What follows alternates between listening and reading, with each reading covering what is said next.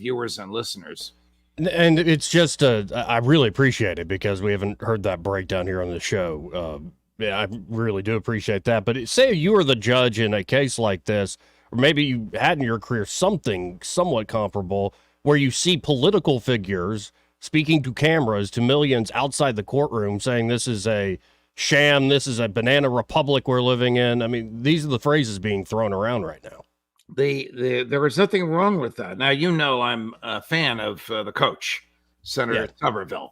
Yes. So I have to start from that premise, but he has the right to say what he wants, as does Senator Vance, as does the Attorney General of the great state of Alabama. They are basically saying similar to what Trump is saying in the hallways. So this is a bizarre gag order, because it lets him say whatever he wants about the case in the hallways, and that gets into the evening news. And you're presuming that the jury is not watching the evening news or not turning their mobile devices on as soon as they get out of the courthouse. Of course they are. I am sure they heard what Senator Coach Tuberville said, what Senator Vance said, and I'm sure they hear what Trump says. These are not arguments that Trump's lawyers, the significance of them, Joey, these are not arguments that Trump's lawyers can make to the jury, because they are political defenses. They are not legal defenses. So by having people like Senator Tuberville, Senator Vance, I think today Speaker Johnson was there, say these things, they're in a circuitous route getting into the jury's brain. But that's the First Amendment. That's part of our system. Anybody can say anything they want about the trial. I'm sure there are people out there condemning Trump. They're just not getting on the evening news because they're not public figures like these senators. Wow, it really is a circus, and what a bizarre time to be watching American politics, because there are incredibly serious things out there. And I'm sorry, I don't take this case too seriously when I say compare it to what's going on, say, in the Kharkiv Oblast of Ukraine. And I want to shift there because it looks like the Russians are advancing very quickly, setting up a buffer zone so they have fire control over the main roads going into Kharkiv, and they're doing it pretty easily with fairly little resistance. Anthony Blinken is out there saying, well, this is because the Republicans and certain factions in the Congress didn't send the money quick enough. I just don't buy that. From all the great folks you interview on Judging Freedom, your show, what's your sense of why the Ukrainians are crumbling here, at least in this part of the front? Well, they're crumbling because they don't have the manpower, and because they met an army far superior than theirs from day one. They're crumbling because they listened to Joe Biden and then British Prime Minister Boris Johnson and rejected the treaty that they and the Russians had negotiated and initialed. It was about an inch thick. It was a very detailed treaty, which would have provided for no invasion, Ukrainian neutrality, and no presence of NATO. They're crumbling because President Zelensky canceled elections, and as of a week from today, he's out of office, and nobody knows who's going to be in charge. They're crumbling because Joe Biden won't let Zelensky negotiate, and now the Russians don't want to talk to Zelensky. They want to talk to whoever's going to take over after he leaves, and nobody knows who that's going to be. That's the long answer. The short answer is they're crumbling because they're America's friend. And Henry Kissinger once said, it's dangerous to be America's enemy. It's fatal to be America's friend. Ask the Kurds, for instance. They come to mind. Correct. Correct. We are using Ukraine as a battering ram with which to drive President Putin from office. He's never been more popular, and the Russian people have never been more prosperous or happier at any time in their history than they are today. And now I think there's a holdout. The full invasion of Rafah in Israel has not yet happened. But of course, there's still action in the area, and it just seems ominous what's on the horizon. Even with the Biden administration pulling back some funding of some of the heavy bombs, it doesn't look like it's actually changing Netanyahu or the war cabinet's mind. Where do you think this is going? Do you think Israel is actually going to do a full invasion of Rafah? I do. because if they don't, the hard right members of the Netanyahu coalition will pull out of it. He'll have a minority government and be forced to call an election, which he'll lose. And as a result of that, he goes back on trial for corruption. The other day, when he was asked how long the war in Gaza would last, he said probably another 10 years. That means he wants to be, that's absurd, but that means he wants to be prime minister for another 10 years, for which you can't really blame him. Can they demolish Rafah without these 2,000-pound bombs? Yes. Can they defeat Hamas? No. Can they take on Hezbollah without the 2,000-pound bombs? No, they can't take on and beat Hezbollah no matter what the U.S. gives them, unless the U.S. puts troops on the ground. As a result of Netanyahu's leadership, Israel will soon be as isolated as North Korea is. No one will want to trade with it. No one will want to buy its products. No one will want to have ambassadors there. And its only friend, and that can be dangerous, will be the United States. And, you know, where I'm at, I watched a fascinating discussion with Norman Finkelstein and the fellows from the Trigonometry podcast, Konstantin Kisin and Francis, I can't remember Francis's last name. But one thing Konstantin kept coming back to is, because Finkelstein kept going into the history and what has happened there in that part of the world, is what do we do now? Like they started comparing it to the Troubles, say, in Ireland. And eventually you had to have truth and reconciliation. Or if you don't have that, I see this only ending in more bloodshed coming from both directions. Yeah. Well, I don't know how it's going to end. There is a substantial resistance building to Israel, starting from the ground up. It hasn't yet reached governmental level. It's just reached the militia level. Egypt, Turkey, Qatar, Saudi Arabia, Syria, Libya. That resistance has a control room, so to speak. And at some point, they're going to say in that control room, okay, it's time to go in. And Netanyahu will not survive. The Israeli state won't survive if that happens without American military support, which means the Navy, and it means boots on the ground. I don't know. Does the American public want that? We don't even have a treaty with Israel. Is Israel a defensive asset or a defensive drain? It's a defensive drain. It provides no asset to the United States. Is it a democracy? It's not. It's an apartheid state. Is it one that follows the rule of law? It doesn't. If you're Catholic, try and buy real estate in Jerusalem. Try and register to vote. Don't even think about it if you're Muslim. So I don't know where they're going to go. I think Netanyahu has bitten off more than he can chew. Yeah, we will see, and it's pretty harrowing. Though there is a very large column of support here in the United States. Alabama's delegation in total pretty much is behind Israel. The governor just did a proclamation, having the consul general from Israel, the Southeast, when she signed that.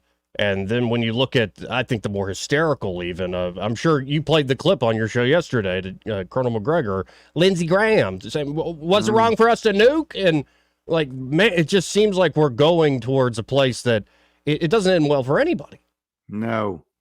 Yeah. No, my God, if Lindsey Graham's attitude had been adopted by Barack Obama or Donald Trump or Joe Biden, Tehran would be glowing in the dark, and so would the Gaza Strip. I mean, he's really lost so much credibility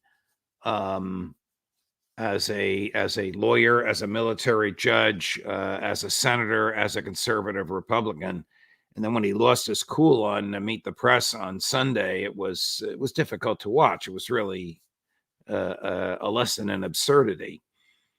Why he would raise the bombing of Hiroshima and Nagasaki, why he would even raise that issue, why he would compare it to Gaza is beyond me, but he did, and it's not analogous at all.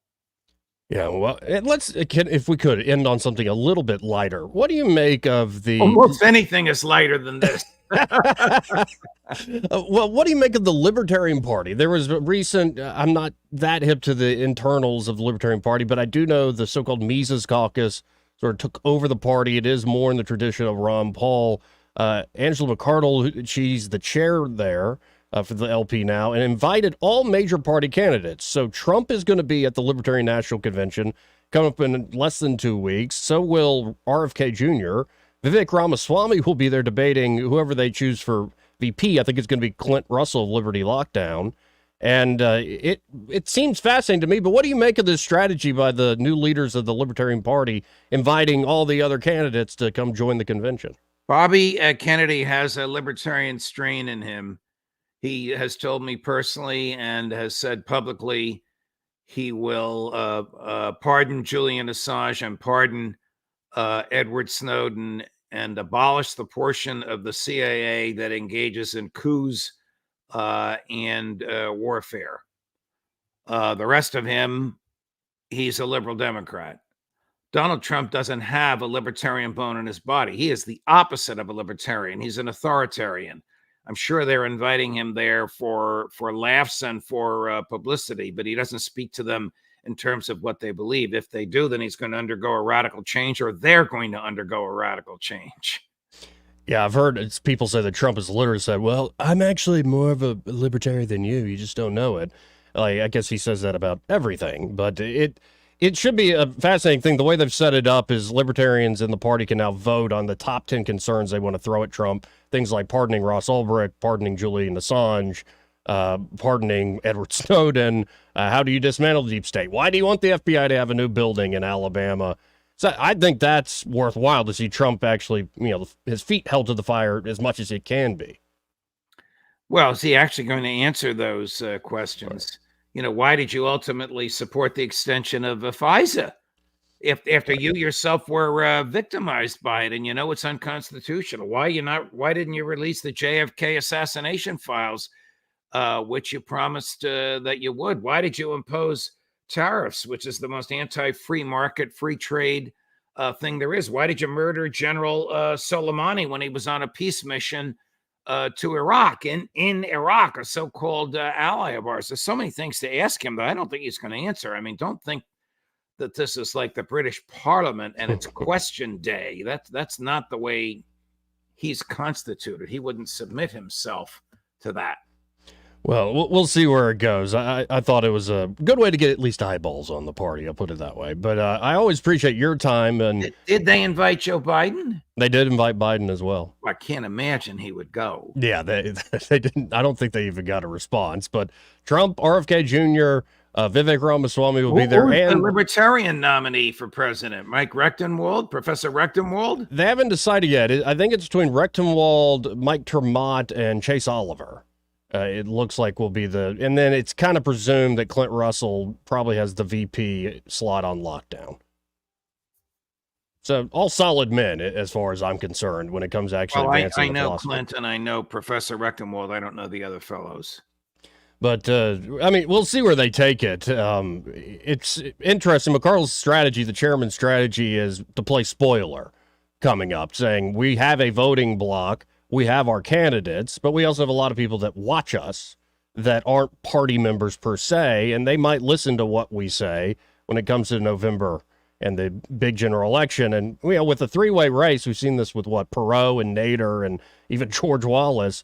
It can really complicate the map, and maybe that's why Trump's showing up, to get every vote he possibly can, I suppose. Could be. Well, listen, he's leading in the polls, so whatever he's doing, playing the victim card, holding these huge rallies, works. He held a rally in New Jersey on Saturday. It's the largest political rally in the history of the state of New Jersey. JFK, Barack Obama, Bill Clinton, Ronald Reagan never got crowds like that in this state. I'll make sure he doesn't hear that. He doesn't need his ego stroked even more. It was just confirmed he broke a record there in New Jersey. I'm sure he loves that. Yeah.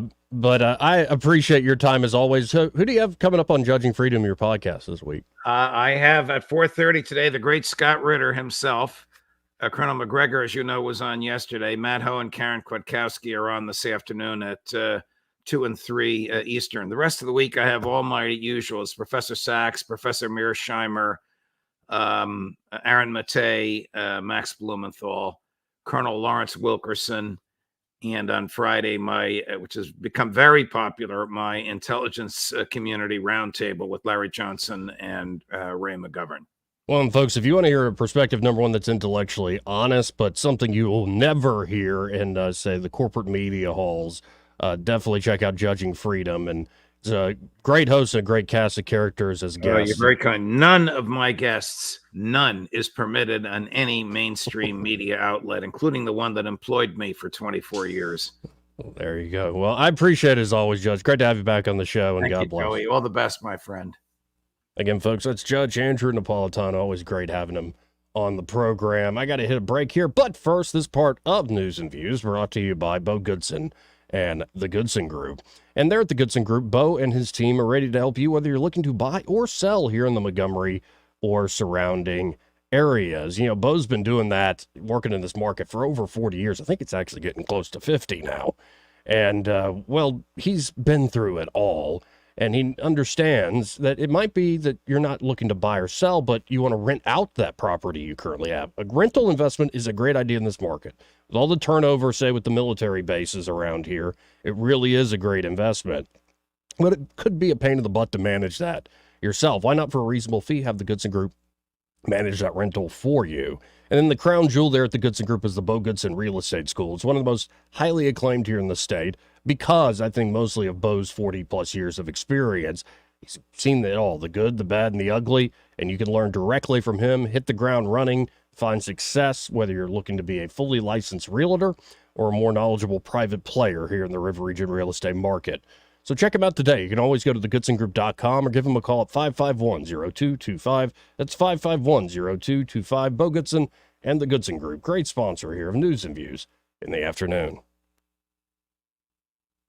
He may not know whether he's coming or going, but whether you're going to work or coming home, Greg Budell is there. Mornings 6 till 9 and afternoons 3 till 6. Only on News Talk. The grass is starting to grow, and you need to mow right now with 0% for 42 months. Retail financing on new Hustler zero-turn mowers. That's right. Qualified buyers can enjoy 0% for 42 months on qualifying Hustler zero-turn mowers. Come into Diesel Ace Hardware and get that Hustler Turf zero-turn lawnmower you've been dreaming of. They're located on US 31 North, just off the Pine Level exit. Qualified buyers with minimum purchase. Other restrictions apply. See dealer for complete details. At Charmin, we heard you shouldn't talk about going to the bathroom in public, so we decided to sing about it. When you're rolling Charmin, don't you knock on the party. It's the most rated back in everybody.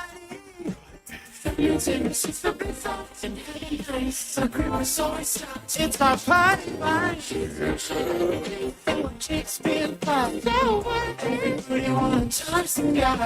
Charmin Ultra Soft is irresistibly soft and more absorbent, so you can use less. Enjoy the go with Charmin. Broken bricks, falling fences, damaged doors, Gorilla Glue. Of course. It's incredibly strong and 100% waterproof and bonds, well, virtually everything. While you're at it, look for Gorilla Tape, a heavy-duty double-thick duct tape, and Gorilla Super Glue, great for all your quick fixes and repairs. There's also Gorilla Epoxy, Gorilla Wood Glue, Gorilla Construction Adhesive. Of course.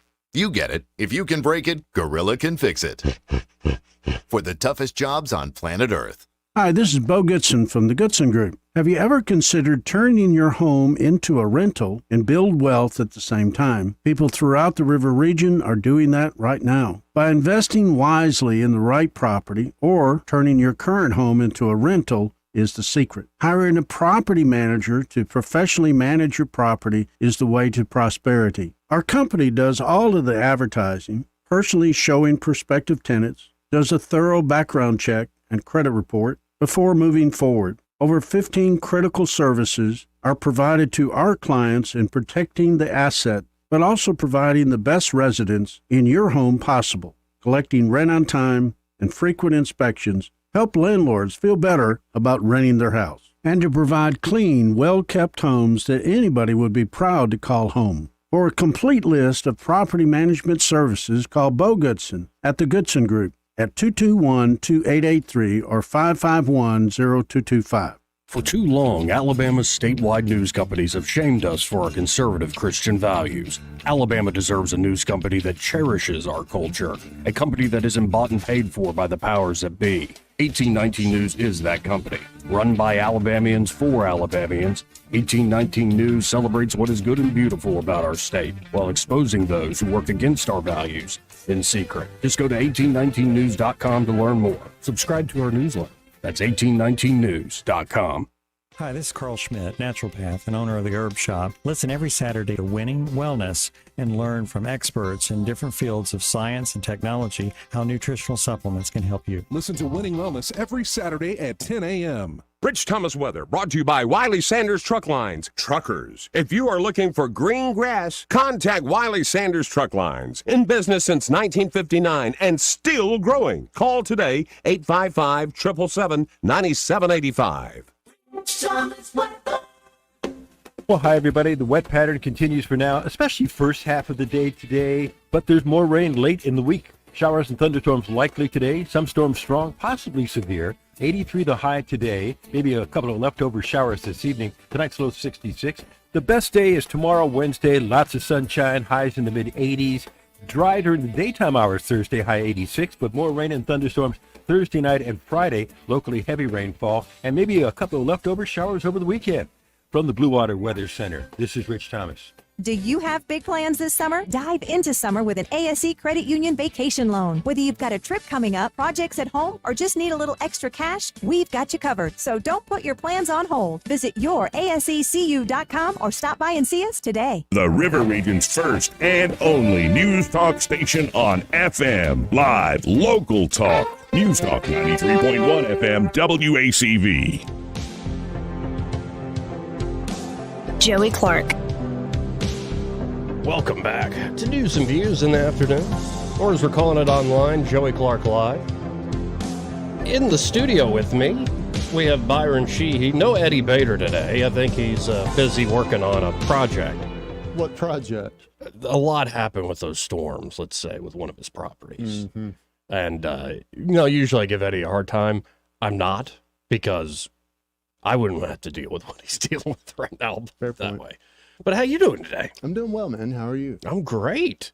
I'm absolutely fantastic. The world's falling apart. Somewhat, it seems. To a degree, yeah. It really is falling apart as Putin and Putin and the president of China are meeting up about their no-limits friendship. As, the Europeans are supposed to pressure the president of China on his visit, and it didn't faze him at all. He's going to keep doing what he's doing. I don't think any foreign leaders have been able to pressure him other than DT in, the last few years. Absolutely right. And when you look at the straddle policy the Chinese have used, where, we'll still be nice with the Europeans and the Americans in trade, but we're not going to listen to every single sanction, and we're still going to help Russia and other folks and kind of deal with it, United States, because we're able to pull this off. I love how you say be nice to the Europeans in trade. Mm-hmm. Yeah, as if the Chinese are nice when it comes to trade in any way, shape, or form. Well, they put on a nice face. It's our way or, right. Pay more for your goods. Right, and they're still, the Europeans are acting like, well, if we shut off our trade, then, that'll really hurt their economy and their manufacturing. I'm like, I don't think China cares. No. I don't think they care at the end of the day. But as you're seeing this, Russia really is making advances all along the front, but especially there north of Kharkiv, and it's happening real quick. So there are a lot of folks out there saying, what's the cause of this? The official narrative from the establishment is we waited too long to send more aid, which I just don't buy, because the way these money flows work, they still had weapons and money flowing. It wasn't like, as soon as Biden signed that brand new supplemental, all of a sudden a lot could be released. No, in fact, I think there were reports that stuff was released before he signed the new supplemental. So the country that was at a disadvantage from the beginning is still losing, and now we're kind of unsure as to why they're losing? Well, I think actually the good reports are that, they're kind of known for their corruption there. And so when you have billions of dollars moving around that country, it might be that the oligarchs in that country set up shell companies saying, we'll help you provide all sorts of minefields and other defensive measures all over the place, and it just so happened that the money went poof, and no defenses were set up. As you were saying earlier, tell as old as time, right? Right. Yeah. And then when you look at the situation in Israel, I have slight disagreements with Judge Knapp on how I would characterize Israel, but I would say that he is correct in how isolated they are at the moment, and how bad it's gotten in the last just few years. And then you add to it what's been happening there in Gaza. And now the Biden administration is starting to pull a little bit of support, or signaling they're going to pull support. You do have to wonder, what does Israel actually do out of this? I think Knapp is also correct that they are going to invade Rafah, and then we'll see what happens. I think you're right on that. I obviously have no professional experience in that, but common sense just sort of shows, and I believe history demonstrates, that they're going to do whatever it takes. Well, and so, like, all this stuff is, like, as serious as a heart attack. And let's, with war, we abstract it, we intellectualize it. But when you really imagine you were there, and all of a sudden now your neighborhood is turned to dust.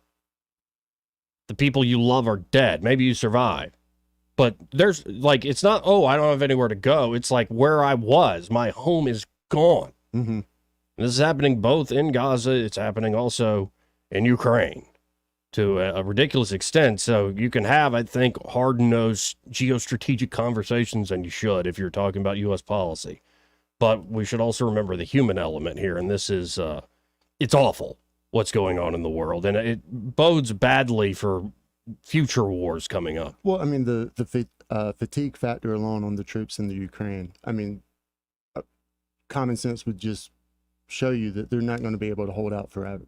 And with Russian forces having the numbers that they do, the roll through is inevitable at some point, whether it's now or 3 months from now. I don't think that any amount of money that we send, or any country sends over there, is going to change the outcome. It may delay the outcome, but it's going to be what it's going to be. It's just a matter of time. And then the Russians signal, if you start sending French troops, Polish troops, all this stuff, that's why they started doing those games, those run-throughs of their tactical nuclear weapons, essentially flashing that saber in the sun and saying, don't do this.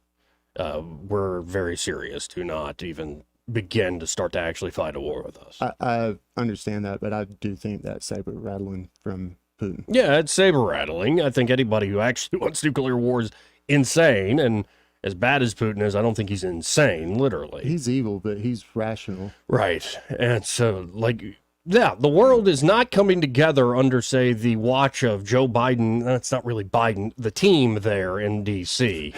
You mean the nap from Joe Biden? Yeah, it's just absurd. But let's go to what I was first talking about with Napolitano, the circus in front of, well, the courthouse there. Again, Michael Cohen testifying today, and this was, though, yesterday is where I want to begin, because it's one of Alabama's own. Senator Tommy Tuberville out there defending Trump from, well, I'm not even going to characterize what he says. Let's just listen into Coach direct here. I want to reiterate the same thing. First of all, I'm disappointed in the courtroom. I'm hearing Mr. Trump, he is former President Trump. Give him some respect. I mean, that's what that place is in there. It's no respect. Here's what I'm seeing, too. It is depressing. That courtroom is depressing. This is New York City, the icon of our country, and we got a courtroom that's the most depressing thing I've ever been in. Mental anguish is trying to be pushed on the Republican candidate for the President of the United States this year. That's all this is. He's been here a month. I am disappointed in looking at the supposedly American citizens in that courtroom, that the DA comes in and he acts like it is his Super Bowl. And I guess it is, to be noticed. But that's what's happening in this country. The Republican candidate for President of the United States is going through mental anguish in a courtroom that's very depressing. Very depressing. I'm glad to stand by President Trump. I'm a friend of his. I'm here more as a friend than backing him as candidate as president. I'm sitting there listening to a guy on the stand that they had to get out of house arrest because he lied in another court to testify in this court. He's a convicted felon. I mean, this guy, he's up there giving an acting scene, and all of a sudden he comes out and says, oh, I have recorded President Trump on my telephone. This guy worked for President Trump. I mean, how can you be convinced by somebody that is a serial liar? I mean, there should be no reason that anybody should listen to this guy. But at the end of the day, the Democrats are trying to beat President Trump in the jury box because they can't beat him at the ballot box. Again, that was yesterday, Coach Tommy Tuberville. He sounded fired up. I'm going to say it now. I think that over the next few days or so, you're going to see a parade of hopefuls and wannabes take advantage of this theater. And you know, you're right, because that was yesterday. Here's today. I'm just going to pull up the still on the screen here, folks. Look, they're like all in uniform. They're all wearing the same suit and red tie. So that's Doug Burgum. I think it's Congressman Mills with the beard, Byron Donalds, and Vivek Ramaswamy. This was this morning. And this is Doug Burgum, who, it's very clear, Burgum and Ramaswamy have been talked about as possible VP candidates. And to your point, Byron, it looks like they are up for some award or something. Like they're on the same team. Like, promote me, sir, promote me. It's like they're in a band together and this is their, Right. their outfit. Right. They all got the memo. Blue suit, red tie. Oh, let's listen into Doug Burgum, who actually was kind of a dark horse on the debate stage. I liked some Doug Burgum. Let's hear him out. And of course, we know that from the polls that have come out, even from the New York Times, Rasmussen Interactive this week, President Trump is leading all over the country. And the conclusion you could draw from that is the American people have already acquitted Donald Trump, because the things that they're concerned about, inflation, crime, the border, the economy, all of these things, President Trump is leading by huge double digits versus Joe Biden. And the sooner that this scam trial can be concluded, the sooner that the president can get back to getting out, campaigning, and talking to the American people about the issues that matter to them. So Doug giving it right down the middle. That's not anything too fancy. And that's what I expect from Doug Burgum. Now, he might very well be a solid VP pick because he's independently wealthy. I think he's a billionaire in his own right, self-made. And he's a governor from a rural part, has a very different tone than Trump. So he's not going to outshine Trump. But he has, just watch him in a clip, he has his sort of down-home gravitas to him. I had a conversation with a colleague, and he's in my top three. Burgum is? Yeah. I think he,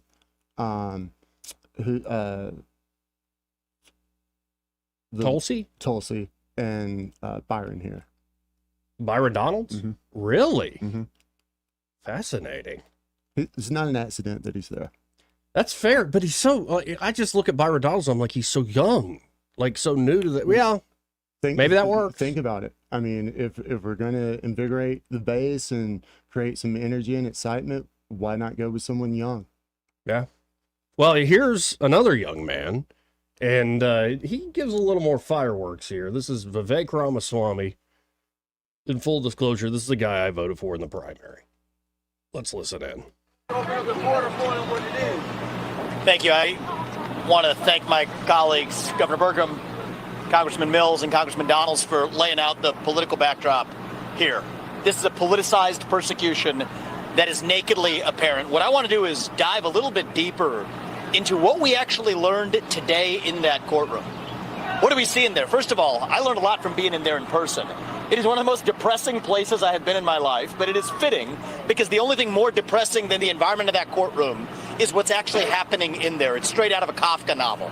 The prosecution's main strategy appears to be to bore the jurors into submission. And if you look in that direction, sadly, it may appear to actually be working. Now, I would like for anybody here in the press, anybody at home, anybody at MSNBC or the media afterwards, to clearly state what exactly is the crime that Donald Trump committed. Oh, wait. We have not heard a good answer to that question. It has been vague until today. You heard Michael Cohen's testimony, after which I would say it is less clear than ever what that crime actually was. They'll say falsifying business records. Well, let's look at who did we learn falsified business records today? Yet, what, hour, 2 hours, felt like it could have been 7 hours, of Michael Cohen talking about how he falsified business records. Okay, so you have a guy who has been a perjurer in the past that is now saying he falsified business records. What is the crime that Donald Trump committed? Now, it appears to be what they might allege is some sort of bookkeeping error or whatever. The real bookkeeping that we need accounting of is Judge Merchan's own family member collecting millions of dollars as a Democratic operative, using the existence of this trial as a fundraising ploy for Democrats. This is unconscionable. Imagine if the same shoe fit the other foot. Imagine if it was Joe Biden that was on trial. You had a Republican judge whose son was collecting millions of dollars as a Republican operative. What would you all be saying? This would not be justice. This is injustice at its worst. So let's go even a layer deeper, right? Because let's go even a layer deeper, actually. The alleged crime here is supposedly, they try to point to this every day, that he does not actually use campaign funds, that he used personal funds. Well, let's get this straight. Suppose Donald Trump had used campaign funds to make a personal expense. They'd be going after him for that. So if they're going to get him going or they're going to get him coming, that is the best proof that this is a politicized sham. Let's go through it piece by piece. If you tell somebody to go buy you a suit and you want to look good on television because that'll affect the voters, the way voters vote for you, you know what? They prosecute politicians if they use campaign funds to buy a suit. If they say, go get a haircut, if you use campaign funds to get a haircut because you want to look good to the voters, they will actually prosecute you for using campaign funds for a personal expense. Yet the entire legal theory of this case, the whole case that Alvin Bragg has brought, depends on one premise for them to charge this as a felony, is that Donald Trump somehow should have used campaign funds to make an allegedly personal payment. Yet if he had done that, their case against him would be even stronger. This is garbage. That is the best proof that you have that if they're going to get him going or get him coming, it's damned if you do, damned if you don't. This is a sham. This is not the United States of America. This is some third-rate banana republic. If this were happening in another country, we would be laughing at them as a sham democracy. I am ashamed as an American citizen to sit here in a courtroom watching the former leader of the free world, and let's be honest, likely next leader of the free world, sitting with the indignity in this dingy third-rate courtroom with fourth-rate prosecutors and a fifth-rate lawyer on the stand as a witness, who actually is violating attorney-client privilege left and right. Nobody's even talking about that. So this is a shame on the spirit in our country's history, but we will get through it and be stronger because you know who ultimately actually cast the vote on this case? It's not just the jurors in that jury box. It's every one of you at home. It's every American who votes this November to say no to the weaponization of justice. And if you're at home, you may say, you know what, I don't agree with everything Donald Trump's ever said. You know what, I may not agree with some of his policies even though they were great policies for 4 years. But you do agree, whether you are Democrat or Republican or black or white or gay or straight or man or woman, that our justice system should be blind to politics. That regardless of whether your last name is Biden or Trump, regardless of whether you've been a politician or not, you get a fair shake in our own legal system. And when you have a prosecutor who campaigned on the pledge of going after Trump and then keeps his campaign pledge, when you have a judge whose kids are collecting money from Democratic operatives by fundraising off the very trial that judge is presiding over, and then telling the U.S. president that he's subject to a gag order, that he can't talk about it, that is not justice. That is a bastardization of what this country was founded on. And I'm here, and all of us are here as friends of Donald Trump, supporting him in our personal capacity, sharing our opinions. That's why we're here today. But I hope every American at home who isn't able to be in that courtroom is able to see what's actually happening there. And when you do, we will have a landslide of historic proportion this November if every American understands the injustice that's playing out in that courtroom today. Damn. That guy could talk. Something hit me, and I just find this funny. So, one of the takeaways is the mental anguish and just how horrible it is in the courtroom. Wasn't Trump asleep in the courtroom like half the time? I think that was initially. Do we honestly think that the president is half phased by anything that one of these prosecutors say? I'm sure he's frustrated and angry. Yeah, might be the word. I'm sure too, but yeah, I don't think he's toiling over, how this case is being presented. Right. To me, Well, that, and I mean, that's a little there's theater. so many different ways you could go about this. You could say, like, well, you shouldn't have maybe slept with a porn star, you idiot. And did well, now she's coming after him in the press, even after an NDA. It's like, what did you think was gonna happen? But didn't he just also say that the prosecution was saying that he should have used campaign funds to do this? He should have reported it as financial as an actual campaign contribution. Right, and so that I think Ramaswamy's making an interesting point that damned if you do, damned if you don't.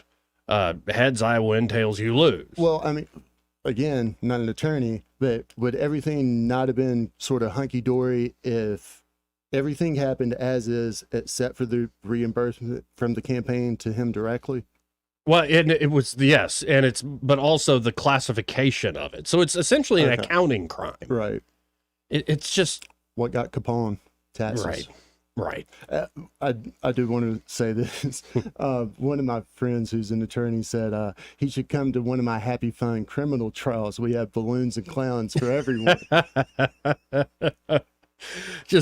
I wanted to play some of that, what was happening yesterday, today, because it is a circus outside the courtroom at this moment.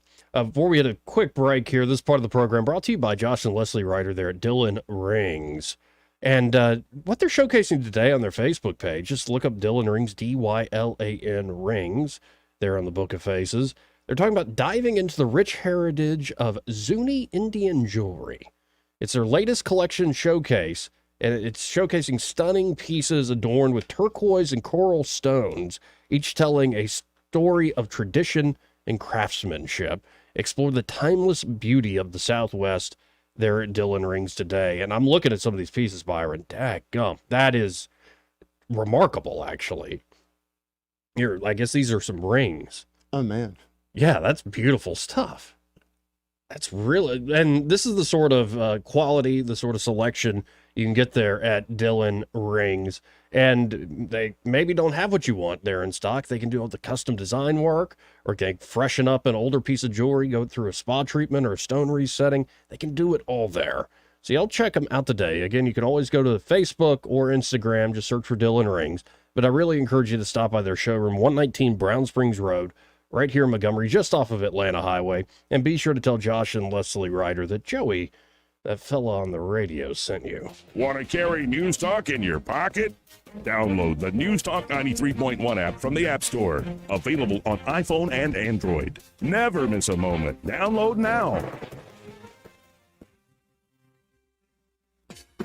Mayday, Mayday. More and more new vehicles are arriving most every day in May at Larry Puckett Chevrolet. Please contact them and let them know what you're looking for at 285-9300. It might already be on the way. Stop by and get a great deal on a pre-owned car. Larry Puckett has one of the largest selections of used cars, trucks, and SUVs in the River region. If you want to sell your vehicle, Larry Puckett will pay top dollar for it. For over 40 years, Larry Puckett's customers have been telling their friends about the great deals and service they received at Larry Puckett Chevrolet. New cars are arriving daily. Stop by Larry Puckett Chevrolet on Cobbs Ford Road in Prattville, or give them a call at 285-9300 before you drop by. You can shop them online at LarryPuckett.com for details on all offers. Larry Puckett's customers have been doing the talking for over 4 decades. Come by, and soon you'll be doing the talking too.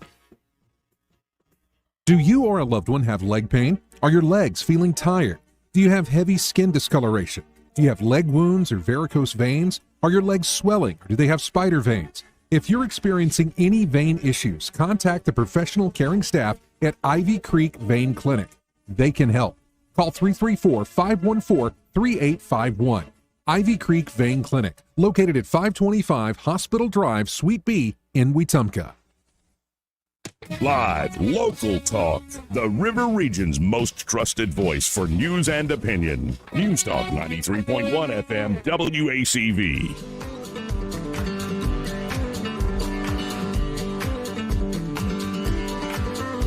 Fat broads and horse. Shut up, silly woman. Welcome back. I still can't believe she said that on the debate stage. Good old Elizabeth Warren. 272-9228. Let's go right to the phones and talk to Eric the dog. Hey, Eric, how you doing? Hola. Hola. My bad. I had to get you out of my ear.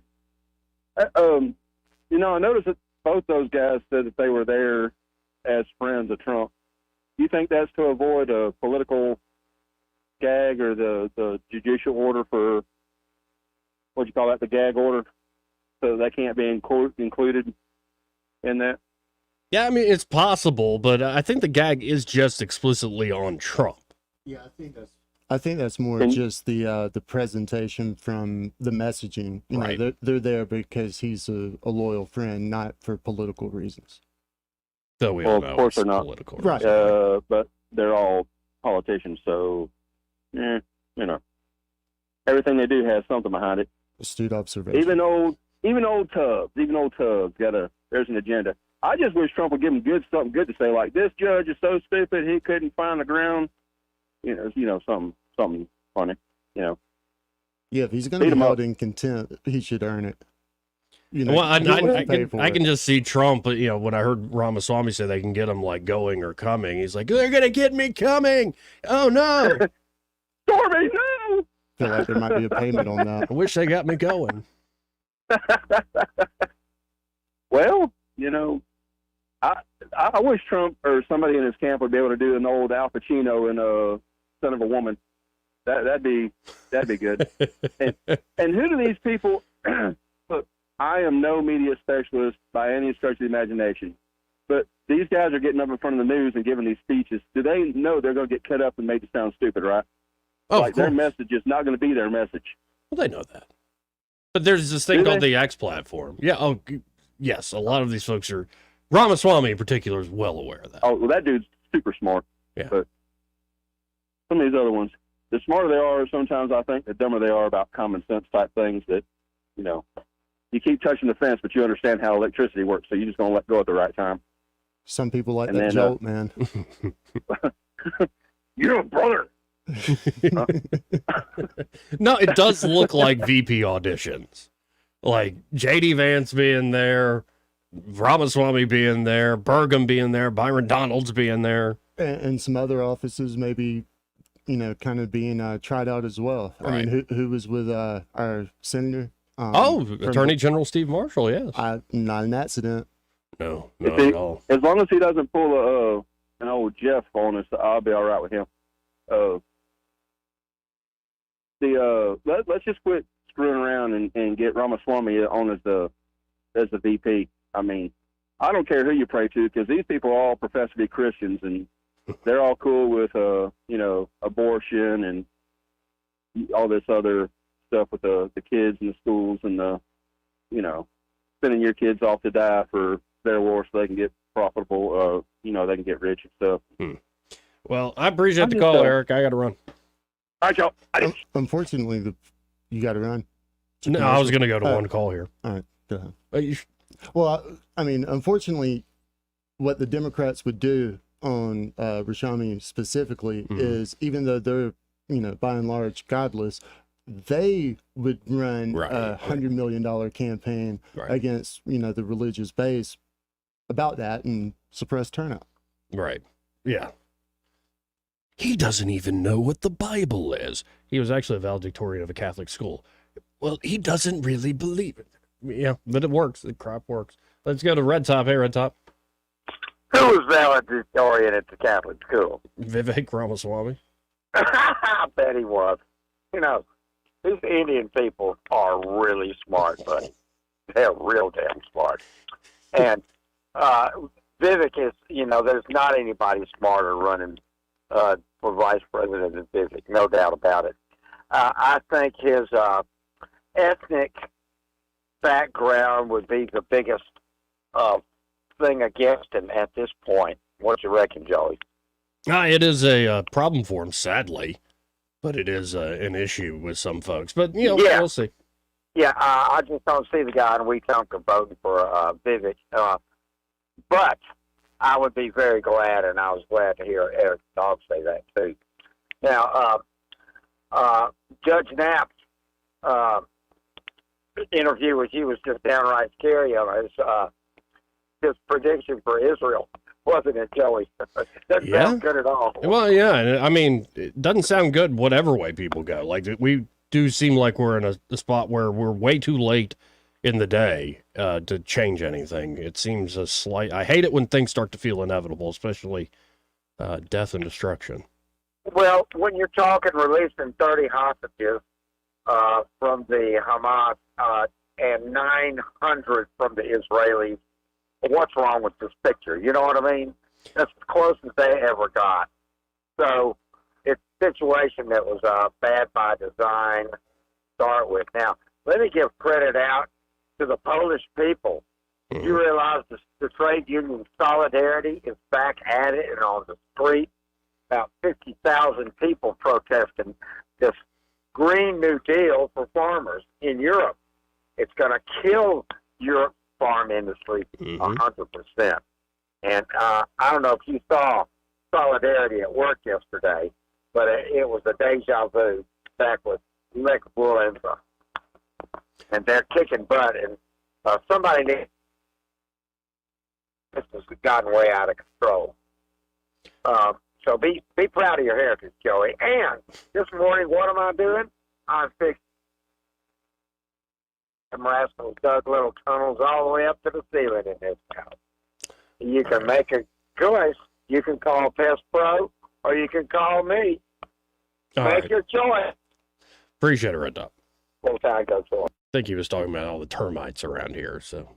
I heard turtles, so I'm glad Turtles? you clarified. Yeah.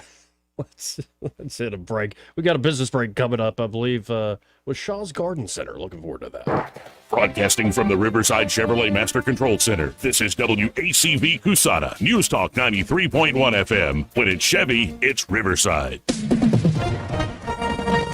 With SRN News, I'm John Scott. As his Manhattan criminal trial continues, former President Donald Trump being joined at the courthouse by an entourage of Republican supporters, including House Speaker Mike Johnson, who traveled with Mr. Trump in his motorcade along with North Dakota Governor Doug Burgum, Florida Representatives Byron Donalds and Corey Mills, and former GOP rival Vivek Ramaswamy.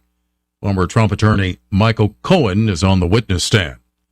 U.S. wholesale prices rose sharply last month, a sign that stubbornly high inflation may persist after 3 elevated readings in consumer prices to start the year. The Labor Department reports its producer price index climbed 0.5% from March to April after it dipped 0.1% the previous month. On Wall Street, the Dow is down 42 points, the Nasdaq up 44. This is SRN News.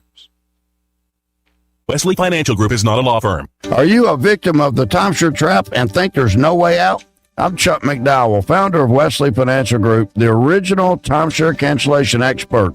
And I'm here to tell you that there is a way out. We've helped over 30,000 families out of financial hardship by getting them out of bad timeshares. If your timeshare agreement goes on forever, if you were told timeshares are a great investment, or your maintenance fees will never go up, you have questions, we have the answers.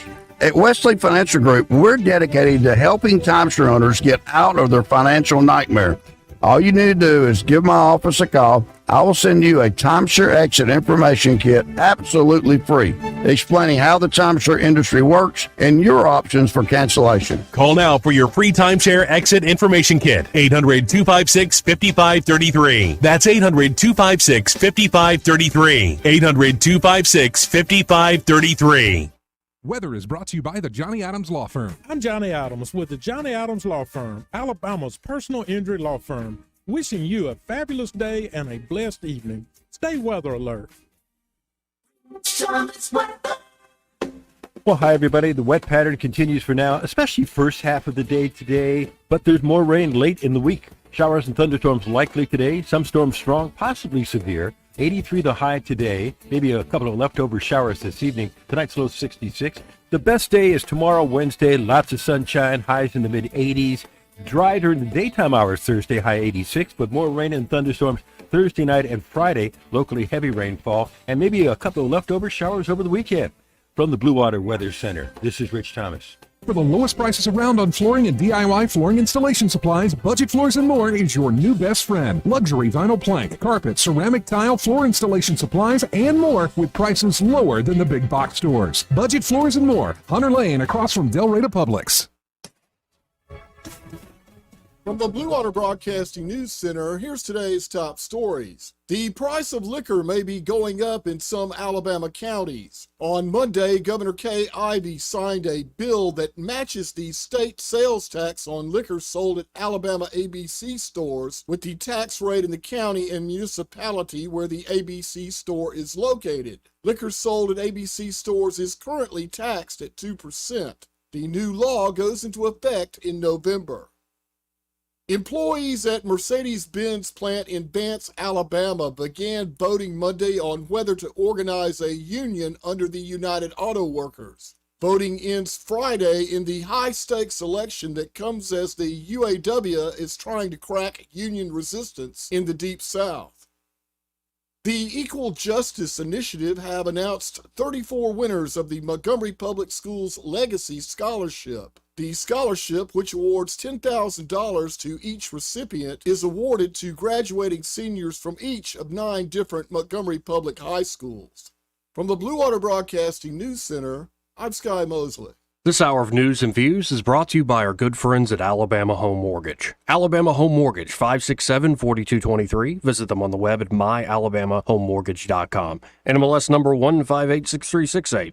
An equal housing lender. Get Memorial Day savings all month at Lexus of Montgomery. Like the new 2024 Lexus IS 350, now just $453 a month. New Lexus IS 300, only $463 a month. Luxury doesn't have to be out of your budget. And with Memorial Day savings all month, there's never been a better time to drive a new Lexus. Memorial Day savings ends soon, so rush to Lexus of Montgomery, part of the Sutherland Automotive Group. VIN number R507718, 659, do it sign. VIN number R5130706, 4527, do it sign. 36 months, 10,000 mile lease with approved credit plus tax tag title. Expires 6/4/24. This season, The Masked Singer has gone next level with shocking reveals.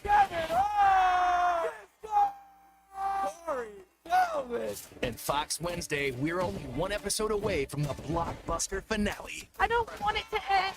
There's only one way to get to the top. A monstrous 3-way battle royale. That's how you do the semifinals. It's a special 2-hour Masked Singer event. Wednesday on Fox 20. The views and opinions of the following program are solely those of the host and other contributors. These do not necessarily represent those of Liberty Acquisitions 825, Blue Water Broadcasting, its management, staff, or any advertisers.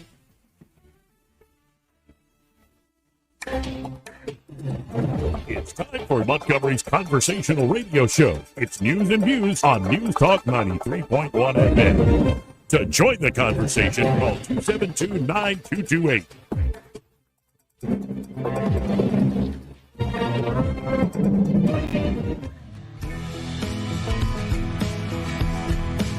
Joey Clark. Welcome back to News and Views in the Afternooners. We're calling the show online now, Joey Clark Live. Appreciate everybody watching, tuning in online. And a familiar face here in the studio. Of course, Byron's still here. How you doing, sir? Doing great, man. Yeah. How are you? No, I'm doing all right. But you were just introduced here to Amber with the Shaw's Garden Center. Hey, Amber, how you doing? I'm good. How y'all been? Oh, surviving. Yeah, I we're get that. surviving. So for folks who don't know about Shaw's Garden Center, haven't heard us in our discussions we've had before, let's give them the 101 real quick. We're a small family business. We've been in horticulture and agriculture now for 53 years. If you can think of doing it outdoors, we do it. If you don't have the knowledge or know-how or want to be able to spiff your place up, we can pretty much either help you design it or we can do the work for you. Okay.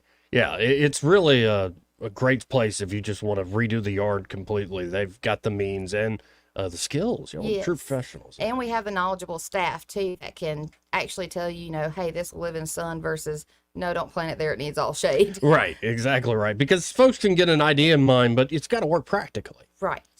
So there's a big sale coming up here for Memorial Day right around the corner. There is. We actually just finished up our Mother's Day sale. We had an 11-day sale for it, like how we did last year. So this was our second annual one. And we're going to follow it up with a Memorial Day sale. And we're going to have even more on sale not this weekend, but the next weekend. So let's give an example of some of what's that So gonna an be? example, other than us doing like our concrete 10% off, we have our bales of pine straw, long leaf, still at cost, $4.50 a bale is all, and it's good, clean pine straw.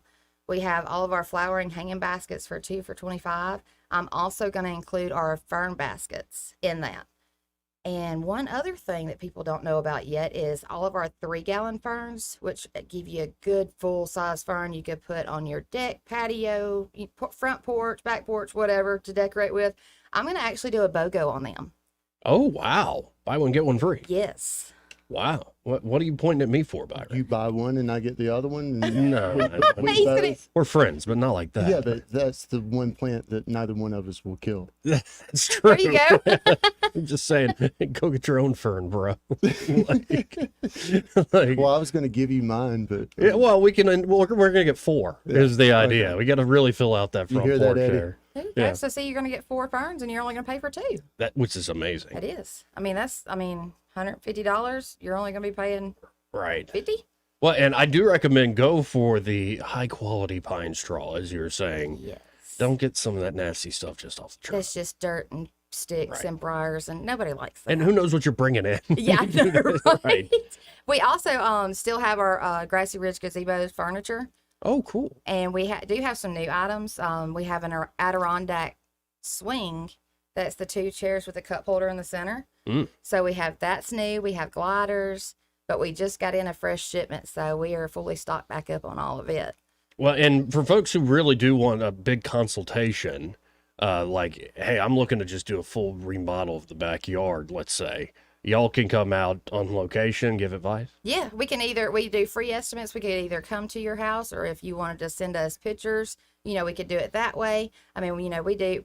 Dad and I both are designers, and then, like I said, we do have a knowledgeable staff now too that could help you get all that straight. So what I recommend, folks, is get by there for the Memorial Day sale. Get some great items there with those discounts, and Yes. also the ferns with the buy one get one. But then it's kind of, if you've never been by Shaw's Garden Center, it's a great way to get introduced to what y'all are doing there, Amber, and then follow up, say, with a big project is my advice. Yes, we're also going to have the sale is the 24th and the 25th, and that Saturday the 25th we're going to have free giveaways. We're going to do hot dogs and cokes for everybody again, like we did this past weekend. So it's just going to be another fun weekend. Well, and remind folks of y'all's location. 3295 Wetumpka Highway. 3295 Wetumpka Highway. Yes. Well, I hope folks stop by, and you did until recently have a Facebook page, right? And Facebook. Yes. Facebook said that we were fraudulent in copywriting, and I'm like, how do you copyright your own page? Don't get me started on Facebook. So, but they're more than welcome to give us a call at 334-244-0506, or stop in, and I'm gonna try to get us another page back up and going. Okay, well, Attempt to. I've been dealing with the same sort of issues with Facebook. Yes. So I feel for you. It's not fun at all. I'm just trying to get my business out to people. I know. I'm like, how do you do this? You're supposed to support local family businesses and the small mom and pops, not get rid of them. Well, but I do appreciate you stopping by here, and I hope folks take you up on this. Folks, it's a great deal, and sounds like a good bit of fun too. Oh yeah, always. We always have fun out there. Well, I did I miss anything before I let you go, Amber? Not that I know. Oh, vegetables that I do still have Oh. left. Vegetables are going to be half off. Wow. For anything I have left. Heirloom tomatoes, by any chance? I do have tomatoes. I Oh, have no. tomatoes, peppers, squash. What else do I have? Collards, cabbage, okra. 3295 Wetumpka Highway? Yes. All right. Just keep repeating it. 3295 Wetumpka Highway? There you go. All right. Yeah. You can go and get some tomatoes over there, man? Sure. Oh, yeah, man. I think I still have like big 6 heirloom different tomatoes varieties. guy. Oh yeah, Better Boys, Big Boys, Cherokee Purple. Cherokee Purple. Mortgage we have lifter. those. You got the mortgage lifter? I do. So I know my tomatoes, man. I didn't know this about you. I even still have the Super Sweet 100s. Okay.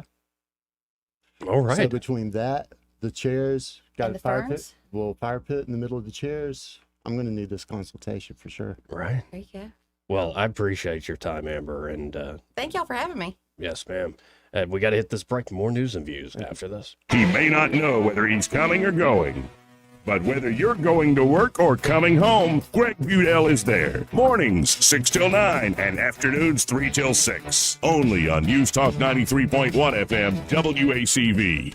Honey, I got my bonus check today. That's great, sweetheart. Let's book that Hawaiian vacation right now. Actually, I was thinking more like an electrical upgrade for our house. What? It's not all that glamorous, but updating your home's electrical system is a great investment, enhancing its value and your safety. The panel and wiring in most older homes were not designed to meet modern demands. The experts at Crosby Electric can update your system to give you peace of mind. Sorry, honey, but I just want to feel safe in my own home. Faulty wiring and electrical equipment are among leading causes of most home fires. Crosby Electric will make sure your panel, meter, circuit breakers, and receptacles are up to date. I can just see us lying on the beach at Waikiki. And I can see us lying in our own bed, knowing we're safe. Okay, but next year... I'll dance the hula in a grass skirt. All right. Sleep well with no electrical worries. For a free home assessment, visit crosbyelectric.com. The City of Montgomery Department of Cultural Affairs presents the Riverbend Brew Fest Friday, May 17th in downtown Montgomery, beginning at 6 p.m. at the Union Station Train Shed. Brew Fest will feature a large selection of craft and specialty beers from local, regional, and national breweries. Free admission with tickets on site. Ticket price includes a commemorative tasting glass and will be benefiting the Riley Foundation. There'll be food vendors and a special performance by voice finalist Kurt J. For ticket information, visit mgmcityevents.com. Sponsored by Blue Water Broadcasting and the City of Montgomery Department of Cultural Affairs. Hey guys, are you looking for a professional and reliable tree service company in the Montgomery and surrounding areas? Well, check out the folks at Tree Masters. It's a name you know and trust. From pruning to full tree removal, they'll even help you remove your shrubs. They service all of Central Alabama, including Lake Martin and Lake Jordan. Call them for a free quote today at 334-676-3638. That's 334-676-3638. Tree Masters. Hi, I'm Mark DePlanche with Admiral Movers. People ask, what makes Admiral Movers different from other movers? It's simple. We take pride in caring for our team, so we know that they will take care of you. All of our team members are Admiral employees. They are all fully background checked and trained in-house. We never hire day laborers. So for your next move, whether it's a commercial move or household move, across town or across the country, call Montgomery's favorite movers, Admiral Movers. Mention code SUMMER10 to save 10% on your next move. Are you tired of the mainstream media's biased reporting? Do you want to stay informed on the news that really matters to you? Look no further than 1819 News. At 1819 News, we bring you the latest in Alabama news, politics, sports, culture, and more. We've assembled a team of journalists with Alabama values dedicated to the truth and the truth alone. Visit us at 1819news.com today. That's 1819news.com. Subscribe to our newsletter. Honest News, Alabama Values. This hour of news and views is brought to you by our good friends at Alabama Home Mortgage. Alabama Home Mortgage, 567-4223. Visit them on the web at myalabamahomemortgage.com. NMLS number 1586368, an equal housing lender. The River Region's News Talk Station. News Talk 93.1, WACV. News Talk 93.1.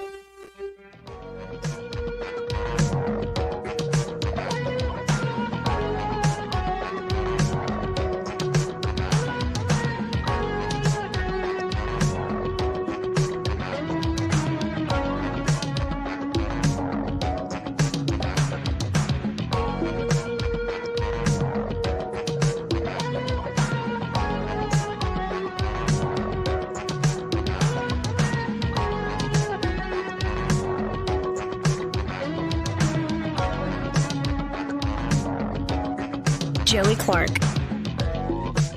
Welcome back to News and Views in the afternoon. I'm Joey. He's Byron. Byron Sheehy here in the studio. All day. And, 272-9228 if you want to join in on the program. That's 272-9228.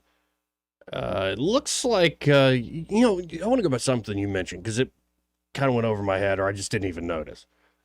Attorney General Marshall up there in the courtroom next to Tuberville.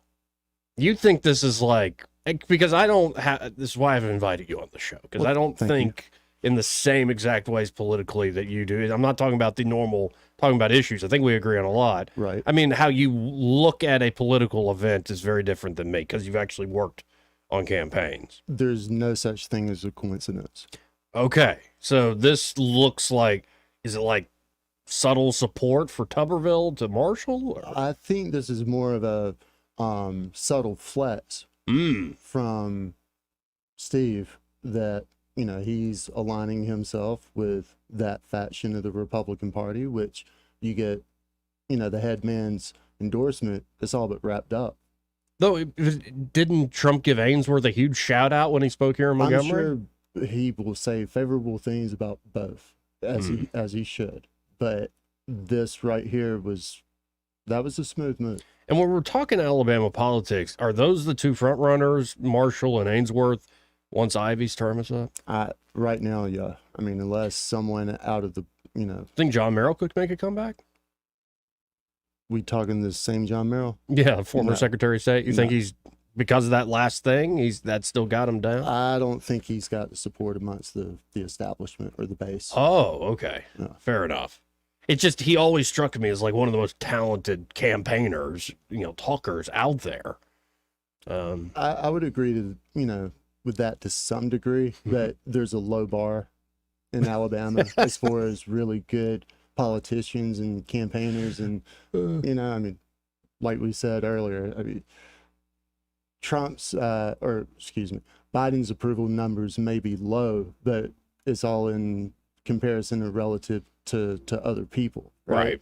So yeah, he may be the best of a select few, but what's that really mean? Yeah, and I was trying to grope for anybody else that's at that level. And unless maybe if you have somebody who is independently wealthy and who's actually compelling, charismatic, and is willing to spend that wealth, they could pull something off here. Yeah, I mean, essentially all the campaign dollars pay for name ID, right? So take someone who's pretty well known already. Saban in a run for I mean, dude could run for whatever he wanted to and be a landslide. Yeah, easily. But just throwing a name, Lucy Buffett, if she ever decided that she wanted to run for something, you know, like she wouldn't have to spend that much money. This is Jimmy Buffett's daughter? I believe daughter. Wife? But still, the point is, Buffett, last name, you had the connection. Right. So. Absolutely. Yeah, I'm not really I like Jimmy Buffett's music, but I'm not a fan, you know what I mean? But to your point, yes, right now they're the two clear front runners. Okay. And do we expect it to get, because Ivey seemed to have been almost promoted into the job when everything happened with Bentley. And when she was running as the incumbent after 2 years of, it just was a foregone conclusion. Already over. So we haven't really had, and there were challenges last time against Ivey, but she whooped a pretty strong field. She started off, I think it was 90+% positive name ID amongst Republican primary voters. I mean, as someone who participated in that, I mean, Don Quixote going up against windmills had a better chance. I mean, she's in the business. She was as strong as New Rope. Right. So this will be like the first really competitive gubernatorial race since 10. Wow. It's a long time in politics.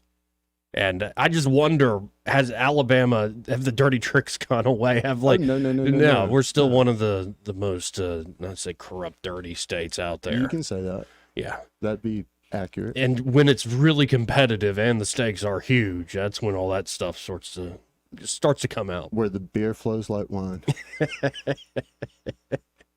272-9228. That was a good pickup by you, though. I didn't see, when I saw Marshall was there, saying that boy to Trump, giving him a pat on the back, I didn't think it through for the local let's just stuff. watch over the next few weeks and see how many other notables we see from various pockets of the country. Yeah, I think you're onto something there. Again, 272-9228 if you want to hop in on the program. This part of News and Views brought to you by James Cole and Cole Plumbing. And they're at Cole Plumbing. They are ready to help you with any of your plumbing problems, of course. But in particular, if you have a bad leak inside or outside the home, Cole Plumbing will fix it with that proprietary pipelining technology with minimal discomfort to you and your home. That means they're not going to tear out a bunch of drywall or to find the leak inside, or dig up a huge hole or trench to find the leak outside. Again, with precision and expertise, they can solve that problem. And it doesn't have to be something as major as a leak. It could be like low water pressure. Could be a clogged drain. Hey, if you use a little bit of Drano and that works fine, But if you do the one treatment of like the pipe cleaner and it's still clogged up, don't keep pouring more down there. You're just destroying your pipes. Like, that's not going to work. You need to call up Cole Plumbing. And of course, they can also help you to like upgrade, say to a tankless water heater system, which is great, or maybe get real fancy like a bidet or a Japanese toilet, or it could be you're getting up there in age, the knees and the hips don't work as well, so you want a taller toilet. So it's easier to, do your business. They can help you with all of that there at Cole Plumbing. So check them out today. You can always go to coleplumbing.com or give them a call at 279-8919. That's 279-8919. And just remember, folks, when you have trouble with your bowl, call on Cole. Well said. Well said indeed, sir. Again, 272-9228 if you want to hop in on our conversation here. Did you see that meme stocks are going wild again? Like the stonks, like AMC? Mm-mm. Yeah. So GameStop and AMC shares rallied dramatically on Monday after Roaring Kitty, that's the name of the online name of the man who inspired the epic short squeeze of 2021, posted online for the first time in roughly 3 years. The post, a picture on X of a video gamer leaning forward on their chair as if to indicate he's taking the game seriously, marked Roaring Kitty's first post on the platform, or Reddit, since 2021. The post has garnered 63,000 likes in 13 hours. GameStop soared 74% after soaring as much as 110%. But was it at its peak? Was it the original? He isolated a hedge fund manager that had a long short set up, and it was just basically to screw the system. Yes. Okay. Yeah, and so he's back. And based on his signaling, yeah, it shot up to 110% gain in a day, it looks like, but settled down to about 74.4%. Trading in GameStop was halted multiple times due to the volatility. AMC also caught the trading frenzy, ending Monday's session up a whopping 78.4% after doubling in price at one point. Reddit gained nearly 9%. Roaring Kitty, whose legal name is Keith Gill, is a former marketer for Massachusetts Mutual Life Insurance, also known as Deep F Value on Reddit. That's an abbreviation. Gill drew an army of day traders who cheered each other on and piled into the brick and mortar video game stock and GameStop options between 2020 and 2021. So I guess we're back on. That's nuts. I mean, and if you get lucky, like, say you jumped in early yesterday when this guy posted, you double your money in a day, and then you jump back out. Like, it's crazy. You're right. As far as market manipulation, the fact that one person could sway it that much, that's insane to me. But, I mean, that shows you the power of the community, though, too. And maybe that GameStop's, stock isn't all that and can be influenced that much. And it looks like they're up to sort of the same thing. Melvin Capital felt the wrath of the Wall Street bet traders. Of course, the Wall Street bet traders are the guys on Reddit. With GameStop was talked most about, with more than 600 mentions in the last 24 hours, surpassing the popular chip maker NVIDIA. And Melvin Capital felt the wrath of these traders. The hedge fund was heavily shorting GameStop and became a target of the army of amateur traders, suffering huge losses that prompted Ken Griffin's Citadel, as well as .72 to backstop Melvin Finance's close to $3 billion in support. So we're back to this didn't go away, where the little guy in a way can sort of push back and beat the system. Here, let's see who's on line one here. You're on there. Who's this? This is JRB. Hey, how you doing? Good, sir. Listen, I've been curious about something. You were talking about Kay Ivey and the governor's race, and I wanted to take the opportunity to talk to someone who knows a lot more about politics than I do. Okay. The name Tim James, if I remember right, he ran against Kay Ivey. Mm-hmm. And my question was, what do you think happened there? Because my understanding, his dad, Bob James, was really, really respectable and popular among Alabamians. Do you think he'll run again? And if so, or if not, what's his chances if he does? And what do you think was wrong and why he got beat so bad? Go ahead, Byron. I can speak to that as his former campaign manager on that race. Okay. Again, going back to Kay was as strong as, New Road with 95 90+% name ID. I mean, it would have taken something monumental to dethrone her. And then it was also like a very crowded field. Too. I mean, Blanchard, Tim, a couple of other candidates, and it really, I mean, we the campaign spent approximately $1 million on TV, and the numbers didn't move at all. Wow. At all. And you know, that just kind of went to show the disconnect between what the voting public viewed as her fault or her responsibilities and how it related to their problems. You know, as far as what we were trying to message, it was about inflation and taxes and giving more money back to the working class, and they just didn't see, you know, that connection there. Right. So it was there's an old saying in politics, everything's timing.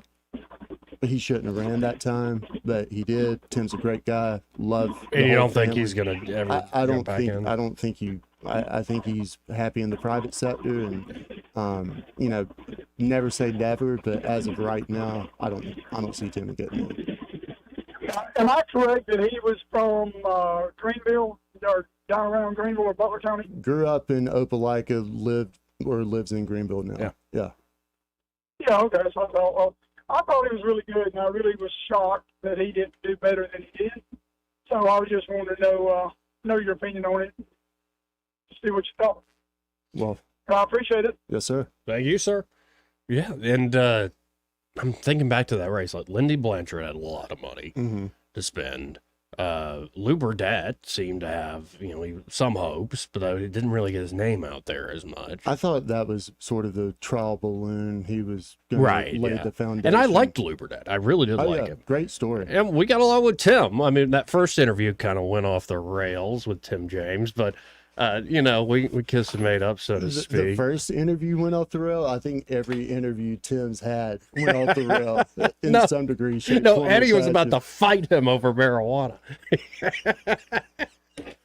He is very conservative in his beliefs. Oh, yeah. And values. But he's a great guy. Like, he really is fun to hang out with. Father figure. Yeah. I mean, I view Tim as family. As you should, and it's. Oh, look who's here. Man, Eddie. Perfect timing on Eddie's part. Pull that microphone over. Hello, ladies. How you doing, sir? I'm doing good. How are y'all doing? Oh, we're all right. Seem I walked in at the right time. Keeping ourselves entertained. I met a few fans today at the Kiwanis Club luncheon. Yeah. The mayor came and spoke, and that was interesting. Oh, I forgot. I thought you were still working on. I'm sorry. You told me you were doing this. Yeah. And I thought you were working on like all the storm damage. No, that's tomorrow. Okay. So it was this morning. How was this? Yeah, you told me about this. The Kiwanis Club mayor spoke. How did it go? It went really well. Kiwanis Club is an organization I'll be honest, I'm not incredibly familiar with, but I've kind of always known them from afar. I've known they run the fair here in Montgomery for years. So when I got the invite, I thought, heck yeah, why not? Watching the mayor talk was interesting. I'll be very honest.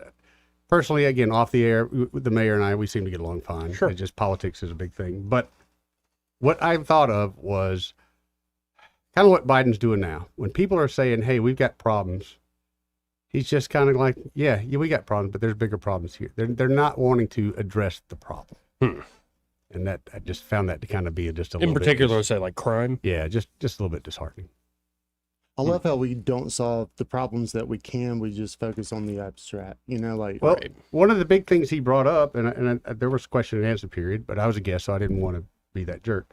But the financially sound, the city's great. We just ain't got no cops. And so why don't we take some of those finances and turn it into cops somehow? I don't think it's that hard. Well, maybe I'm missing something. Well, I think what we're missing is a very good leader at the police department, and unfortunately, things didn't go well with Chief Albert. Right.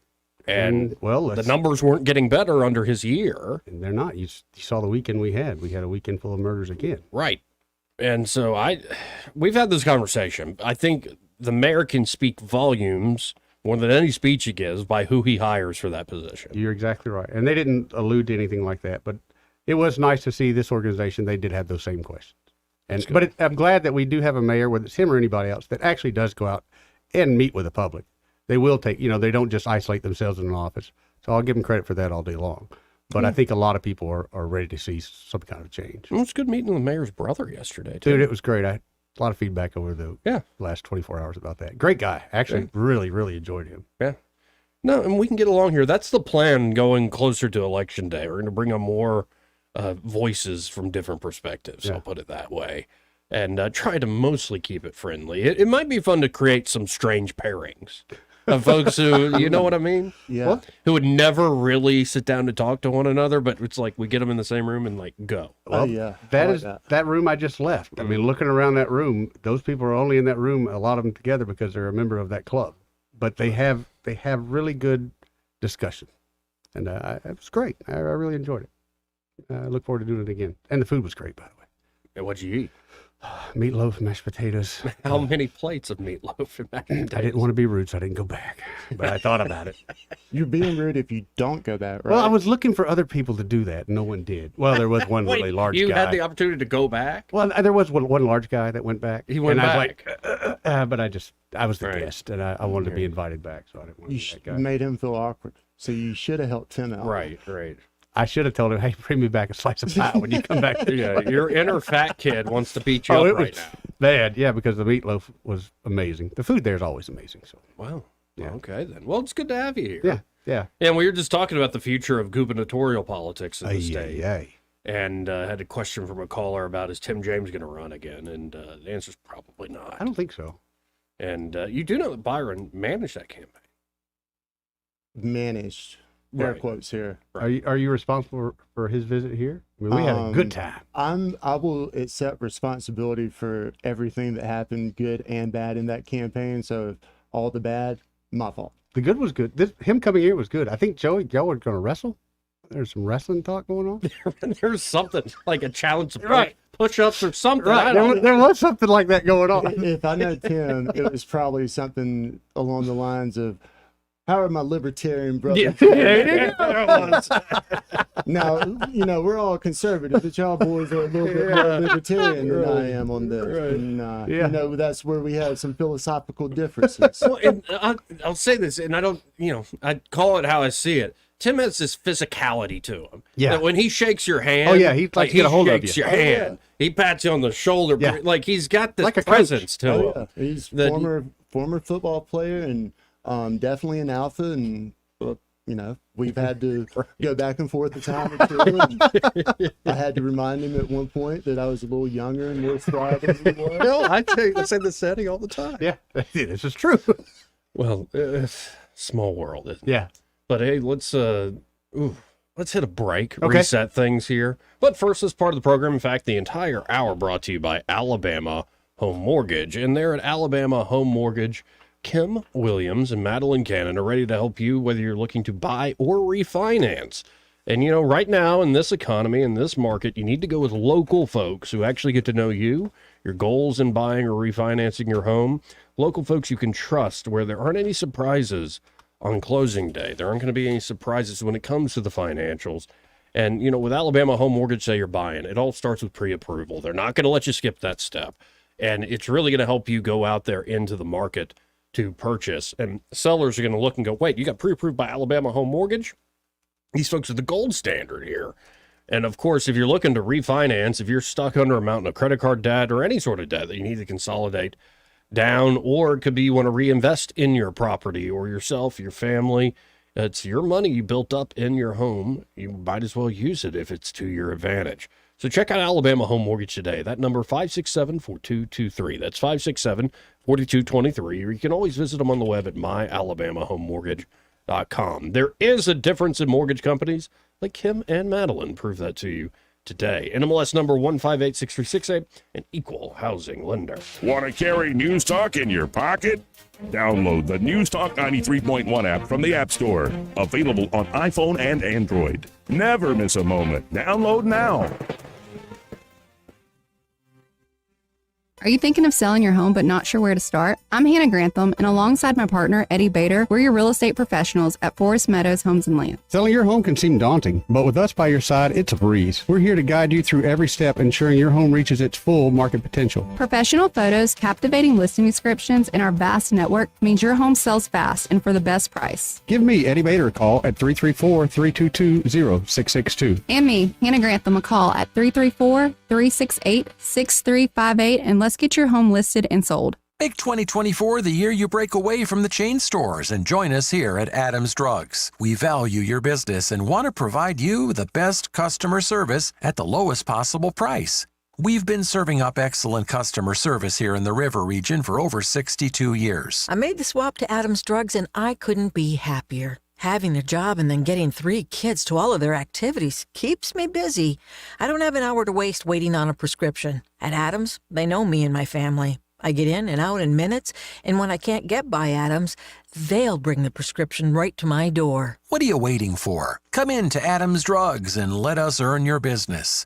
Our friendly and personal staff will talk with you and answer any questions you may have about your prescriptions. Your satisfaction is our #1 goal. Visit us at adamsdrugs.net for the location nearest to you. Adams Drugs is your local independent Health Mart pharmacy. Health Mart, taking the time to listen and care. Now you can add the power of digital advertising to the #1 reach of radio. Let Blue Water's 20 years of local advertising and marketing success show you how. Grow your business with a complete suite of digital solutions, combined with the reach of the most listened to radio group in the River region. Call us or go to BlueWaterBroadcasting.com to find out how we can increase your return on investment. Blue Water Broadcasting, local folks helping local business.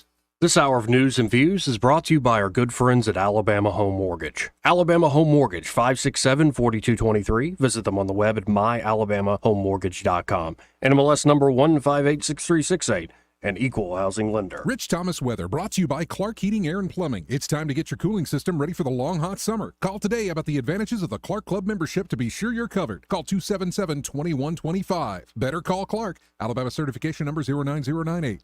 Rich Thomas weather. Well, hi, everybody. The wet pattern continues for now, especially first half of the day today, but there's more rain late in the week. Showers and thunderstorms likely today, some storms strong, possibly severe. 83 the high today, maybe a couple of leftover showers this evening. Tonight's low 66. The best day is tomorrow, Wednesday. Lots of sunshine, highs in the mid-80s. Dry during the daytime hours Thursday, high 86, but more rain and thunderstorms Thursday night and Friday, locally heavy rainfall, and maybe a couple of leftover showers over the weekend. From the Blue Water Weather Center, this is Rich Thomas. John Bobo with Capital Tractor. Spring is time for clearing and cleaning. Time to clean out your shed too. Let go of old, outdated equipment holding you back and visit Capital Tractor to see your property's full potential. Powering Alabama, Capital Tractor, Montgomery, Brundage, and Greenville. Live local talk. The River region's only 24-hour News Talk FM station. News Talk 93.1 FM WACV.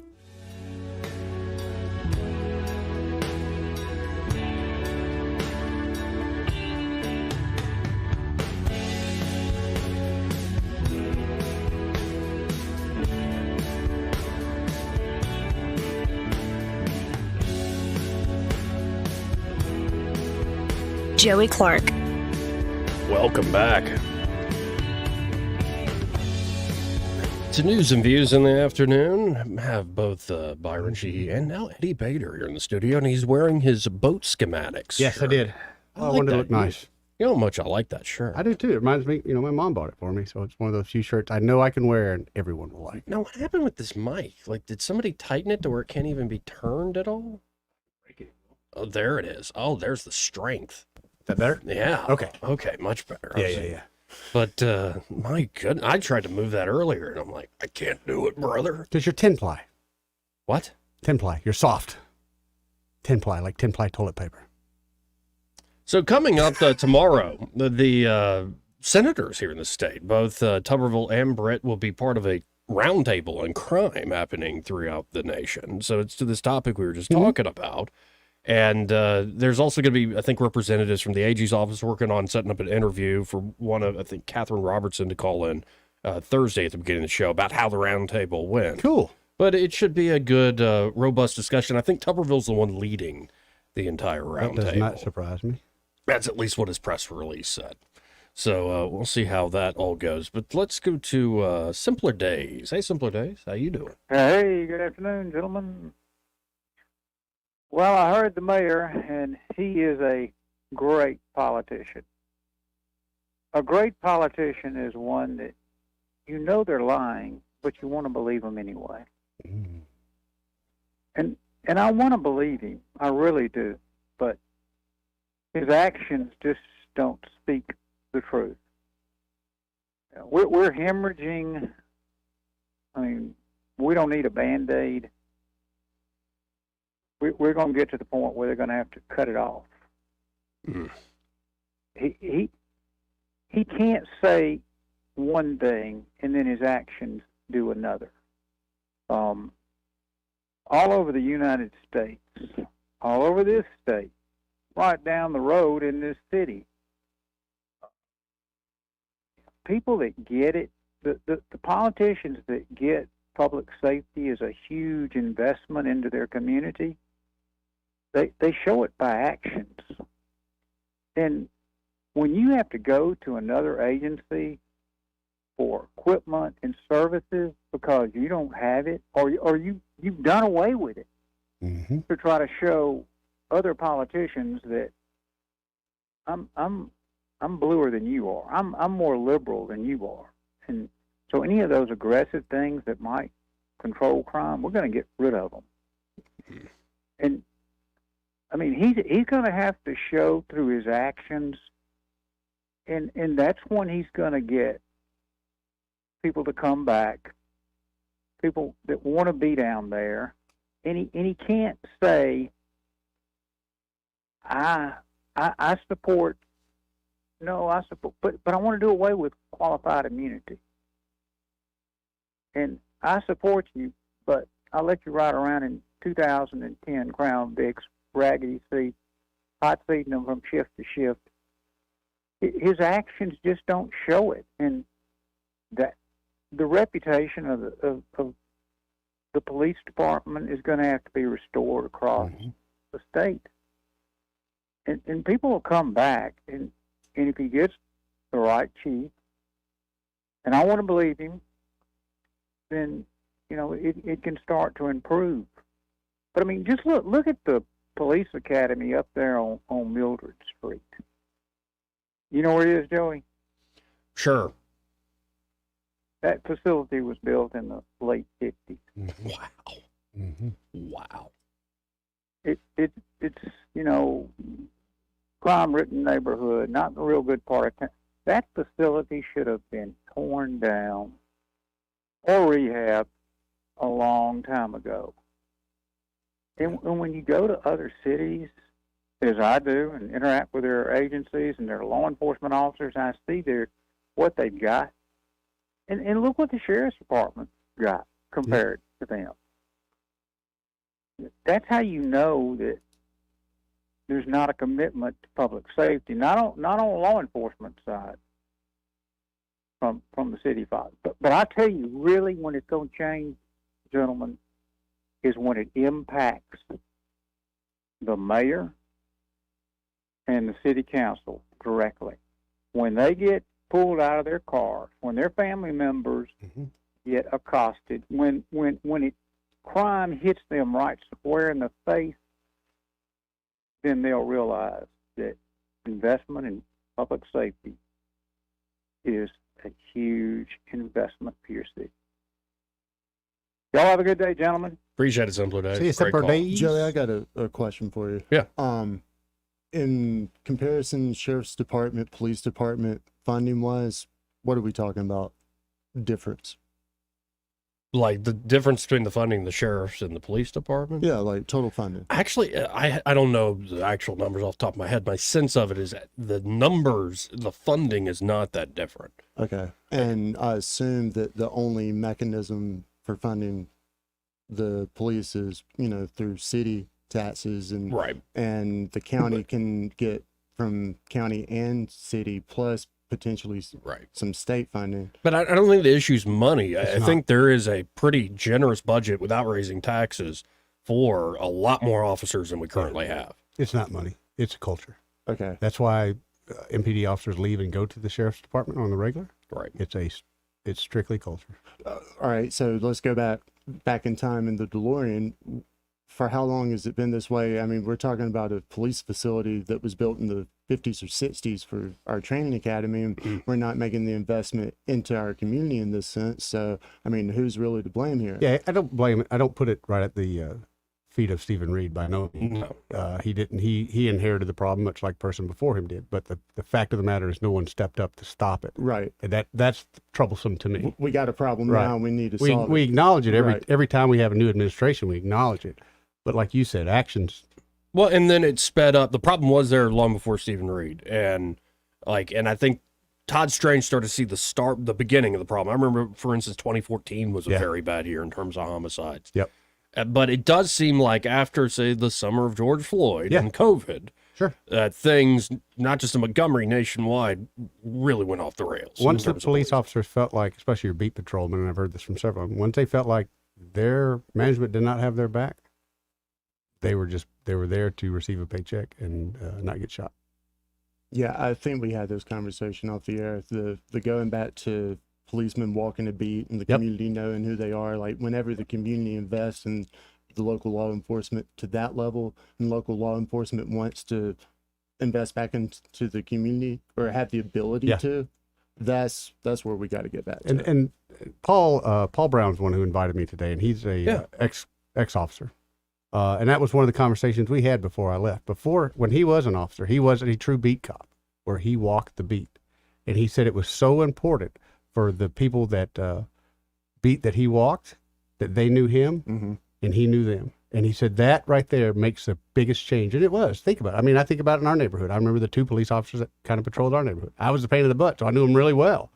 But I knew them. And they knew my parents. Again, I was a pain in the butt, but they knew my parents.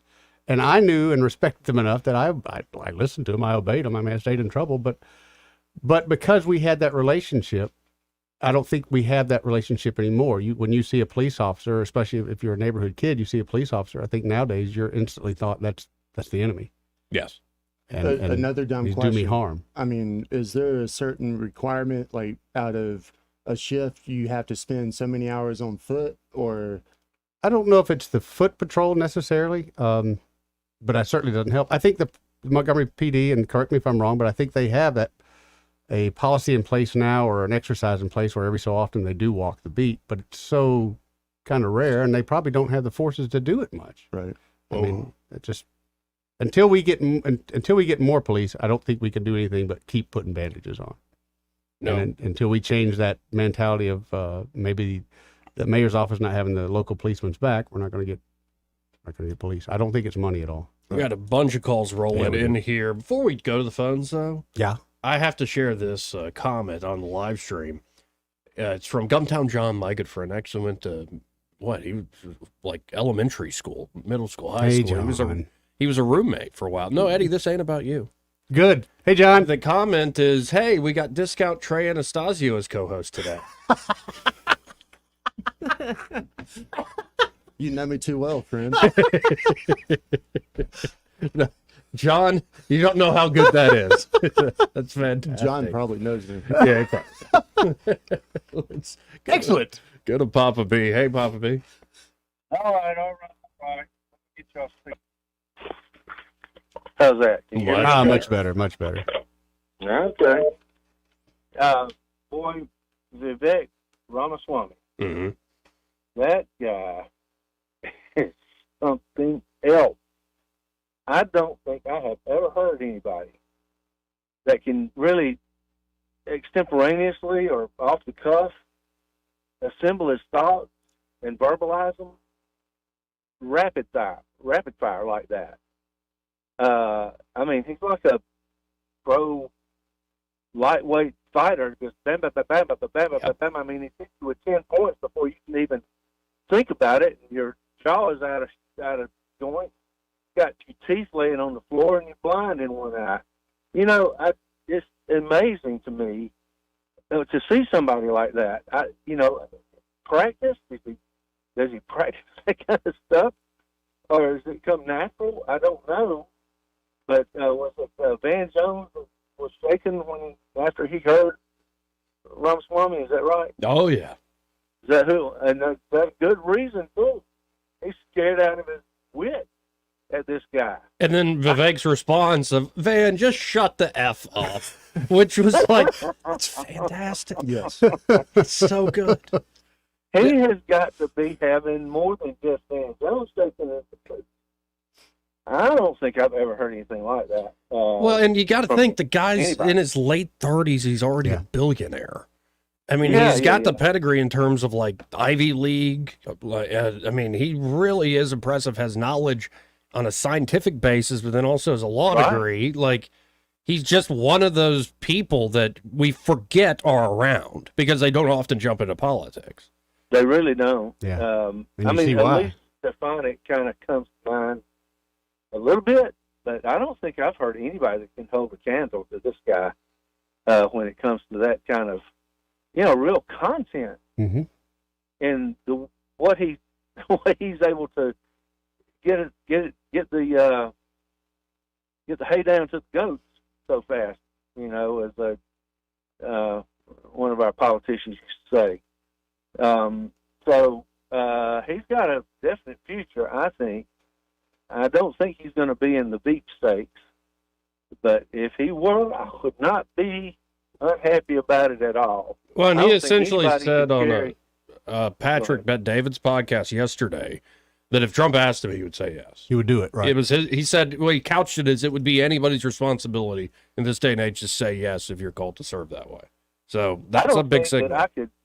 I don't think that Trump could ask for anybody else that could really get his message out in a coherent fashion, like Ramaswamy can, in a hurry, and speak to kind of a broader swath of the American people than he would, and mainly I think he really is appealing to the younger. Correct me if I'm wrong, but the X, Y, Z, and beyond, whereas a boomer may not be, So, right. I'm looking forward to seeing more of him. Anyway, guys, thanks a lot for letting me tell you. Hey, thanks, Papa B. Joey, Papa B had a good point on taking advantage of the opportunity, the camera time. Mm-hmm. I read a report earlier this morning that said Trump has earned approximately $2 billion worth of earned media from this trial. Go. So if he's earning that sort of, this is what happened last time. Why not have the best front man that you could have out there hyping him up? Well, this is what happened in 2016, and people. This thought hit me. Not only is the media falling into that same trap in 2016, why did Biden win in 2020? Was it because of all the Trump's crazy? He insulted our soldiers. He doesn't even follow protocol. He's just foul and nasty. He sleeps with porn stars. He doesn't pay his bills. And no, COVID is what beat Trump. Yeah. Well, COVID, that and abortion. Yeah. They set the framework in up, 2022. They set the framework up under COVID. Right. But then they capitalized in 22 under. So yeah, you say beat Trump. But I'm like, talking about winning Republican. Right. Yeah. But I think with COVID not being there right now, and also a lot of folks, it's a sort of a moot issue in the sense that both Trump and Biden aren't going to please the folks who really were like, hey, it is a lab leak. I think these vaccines injure people, yada, yada, yada. Right. So if we're talking about the economy again, if we're talking about all of Trump's weird personalities, the good, the bad, and the ugly, I don't think this is a bad thing for him. It's baked into the cake. But different people are talking about different issues, right? Sure. This is what we're talking about. But I'm telling you firsthand, when I knocked on the door and the guy who never voted Democrat in his life apologized to me, personally apologized. He said, I'm going to vote Democrat for the first time in my life, shifted out of the doorway and pointed back to his wife and 2 daughters and said, they're why. The government shouldn't be telling anyone what to do with their bodies. That's when I knew we were in trouble. Interesting. Well, we'll see how it plays out because I think you're right. Absolutely right on the politics of this and that particular issue. We got to hit a break.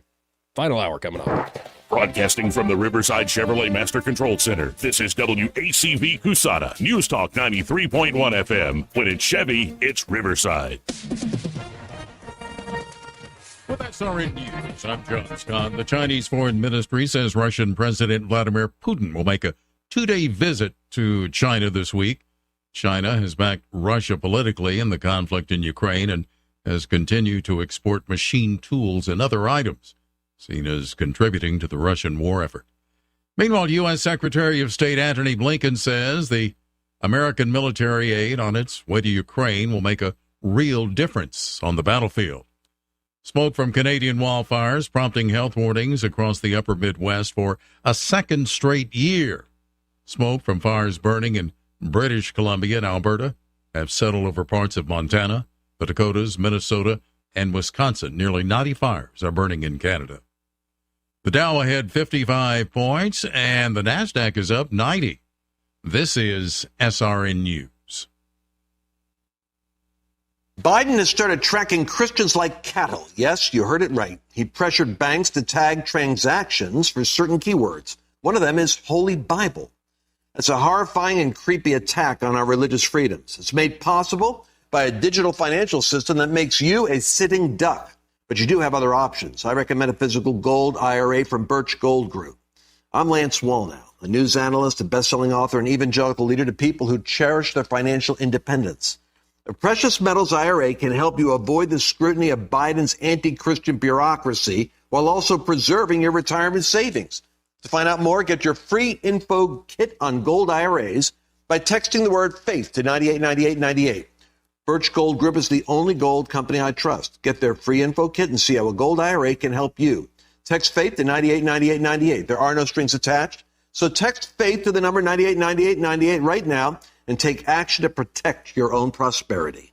The Johnny Adams Law Firm. They want you to stay safe on the road. Please don't text and drive. Get to your destination safely. Your family and friends will thank you. From the Johnny Adams Law Firm. Well, hi, everybody. The wet pattern continues for now, especially first half of the day today, but there's more rain late in the week. Showers and thunderstorms likely today, some storms strong, possibly severe. 83 the high today, maybe a couple of leftover showers this evening. Tonight's low 66. The best day is tomorrow, Wednesday. Lots of sunshine, highs in the mid-80s. Dry during the daytime hours Thursday, high 86, but more rain and thunderstorms Thursday night and Friday. Locally heavy rainfall, and maybe a couple of leftover showers over the weekend. From the Blue Water Weather Center, this is Rich Thomas. CB&S Bank has digital banking solutions to help you keep up. Check balances, pay bills, and much more. Learn more at cbsbank.com. Charges and fees may apply from your cellular service provider. Contact your service provider for information. Member FDIC. 1819 News. Governor Ivey signs a bill into law that changes the way in which the state health officer is appointed to that position. The State Committee of Public Health will now submit a list of candidates to the governor in order for the governor to select the next state health officer. This will be done rather than the State Committee on Public Health selecting that person. The new law does not remove Dr. Scott Harris from his current role as state health officer. However, Governor Ivey can appoint a new state health officer should the position become vacant anytime after October 1st of this year. I'll be back with more Alabama stories after this. I'm Amy Beth Schaefer with Alabama Unfiltered Radio, and when I need the news and I need it fast, I turn to Andrea Tice and the Daily Detail. On my way in, it is the most convenient, best way for me to digest what's going on so that I can use it for our show. She tells you what's going on in Alabama that day first and fast. So listen to the Daily Detail with Andrea Tice. Don't miss out. The Daily Detail is available wherever podcasts are found. Hazmat crews had to respond to a nitric acid leak in Mobile County. The incident happened on Monday morning in Creola when a faulty valve on a truck caused the leak. The truck was not being driven on the roads with nitric acid leaking out. 3 people who were on the site when the leak was discovered did have to be taken to a nearby hospital due to exposure, but they have since been released. Police have taken 4 people into custody regarding a cold case out of Clayton County in 2013. That's when 3 people were found shot to death inside a home. Now the suspects were arrested in Alabama, North Carolina, and South Carolina using new technology in cracking open this cold case. A Huntsville news anchor announces his retirement after 47 years of covering Tennessee Valley news. Steve Johnson will deliver his final newscast on June 14th with WH&T News. Johnson is a graduate of Auburn University's School of Journalism. I'm Andrea Tice. For more news affecting Alabamians, go to 1819news.com. And while you're there, subscribe to the daily newsletter. This hour of News and Views is brought to you by our good friends at Cole Plumbing, 279-8919. Cole Plumbing is number one in the number two business. You don't have to dig a hole. They have proprietary pipelining technology. Ask them about their tankless water heaters. Remember, when you have trouble with your bowl, call on Cole. The Harriet 2 Riverboat has the perfect way to start your weekend each Friday with the Spring Dinner Cruise. Enjoy live entertainment as you dine on a delicious family-friendly dinner. Add your favorite beverage from the cash bar and dance the night away cruising the Alabama River. Get your family together and make it a family tradition. Boarding starts at 6:30 and cruise starts at 7. Book your cruise on the Harriet 2 now at funinmontgomery.com. If you're new to Medicare, the ins and outs can be complicated. At Blue Cross and Blue Shield of Alabama, our local advisors are here to help answer your questions, and we're here to help you find a Medicare plan that fits your needs. Visit bcbsalmedicare.com or call 1-844-627-5612. Now, Medicare, that's focused on you. Blue Advantage is a PPO with a Medicare contract. Enrollment in Blue Advantage PPO depends on contract renewal. The views and opinions of the following program are solely those of the host and other contributors. These do not necessarily represent those of Liberty Acquisitions 825, Blue Water Broadcasting, its management, staff, or any advertisers.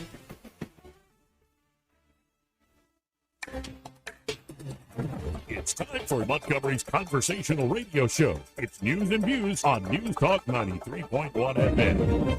To join the conversation, call 272-9228.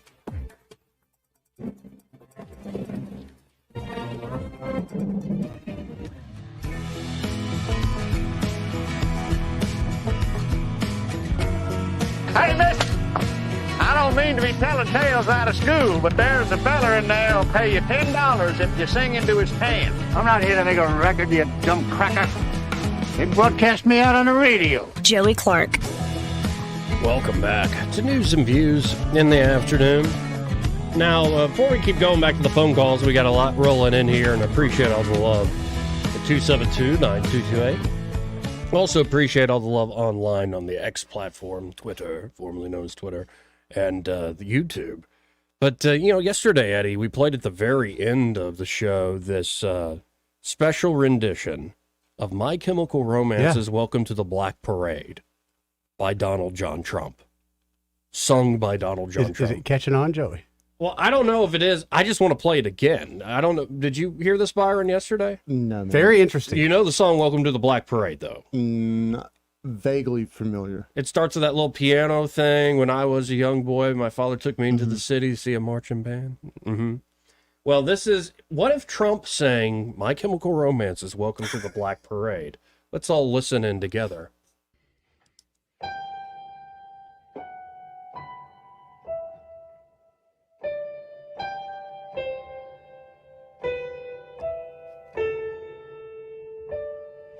When I was a young boy, my father took me into a city to see one of the greatest rocking bands ever, and they were great. He said, "Son, when you grow up, will you be the savior of the broken, the chosen one, the beaten and the damned?" Okay, so that makes me wonder, Joey, can Trump do one of your songs? Sure, I'm sure he could. Well, I just happen to know a guy that does pretty good Trump, and he also does your songs. Yeah, well, I just wonder if they two could get together one time. And yeah, we'll have one by Trump, a song sung by Trump, and then we'll have a Lindsey Graham song. Oh boy, Battle of the Bands. We'll do like I'll have to do some covers. Yeah. Oh yeah. Oh, you got to whip it good. I feel like one of those is not like the other. I don't like. I feel Some like Wham would be good. Yeah, there's some Wham would be really good. Wake me up before you go. Some yacht rock and some Hall and Oates. Oh yeah, Private Eyes, Joey. Private Eyes, they're watching you. That's good. God, let's go to Cooper. Hey, Cooper. Hey, Cooper. Hey, how you doing? Pretty good. I just wanted to say, if I had a friend who told me he was going to vote Democrat because of abortion, I would tell him if he sees nothing immoral in ending a life in the womb up until the moment of birth, strictly for inconvenience, then he needs to vote Democrat because his morals are much more aligned with theirs. Understood. And just to be clear, it was just a voter. We were canvassing the neighborhood. Was it here in the South? It was in Wisconsin. It was in a swing state. Oh, really? So, I mean, Well, going back to Go ahead, sir. No, I was just going to say my point goes no matter who says it. Sure. No, I mean, your point's valid, but my point was that Republicans who had voted Republican their whole lives were turning away from the party because of that issue. That one issue. This is in 22 in particular. Yes. Yeah. Okay. And Yeah, I understand that there are going to be people that feel that abortion is their main issue, possibly. But, to me, it's not the same as economics or foreign policy or things like that. It's a moral issue, but that's just me. No, and that's what I think makes the issue so tough is, well, I'll put it this way. There were so many conservatives who thought they never would see the day come where Roe v. Wade was overturned. Right. And I think politically speaking, they had the moral arguments down, but politically speaking, they are caught a little flat-footed on how to actually put out the messaging, how to talk about this. Well, I mean, you have Republicans that I believe life begins at conception. Right. You know, there are certain more moderate mega donors around the country that have read the polling or tea leaves or whatever you want to call it and see that in order to make the math work, a Republican in a given district or state has to be for abortion through the first term. Right. And they're not giving any politicians any money who, don't carry that line. Well, does the federalism angle to this work at all, to let the states decide? I mean, in theory, yeah, but when you're talking about winning elections, That's we're what I talking mean. about now. Yeah. How are we going to win? It's kind of I heard that there were about 5 or 6 Democrats who were still pro-life when Nancy Pelosi became Speaker of the House, and she made it her personal point to remove them from the Democrat Party, and she went and recruited candidates in each of their districts and fully funded them, and they got rid of them. Yep. And those sort of things happen. I mean, we don't agree with it, but that's the way That's what happens. the That's game's reality. played. Yeah. Well, enjoying the show, and I guess I'll just have to face a defeat. No, just keep praying, brother. Keep praying, bro. That's right. Keep fighting. Okay. Keep Talk to praying. y'all Cooper. later. Thank you, man. 272-9228. Well, and my sense is if you try to go for a national standard, it ain't going to be, sadly, what Alabama has. No, it's not. It's going to be a huge compromise. Right. Huge. So everybody's trying to push this up to the national level needs to keep that in mind. I think federalism, like the traditional sense, works.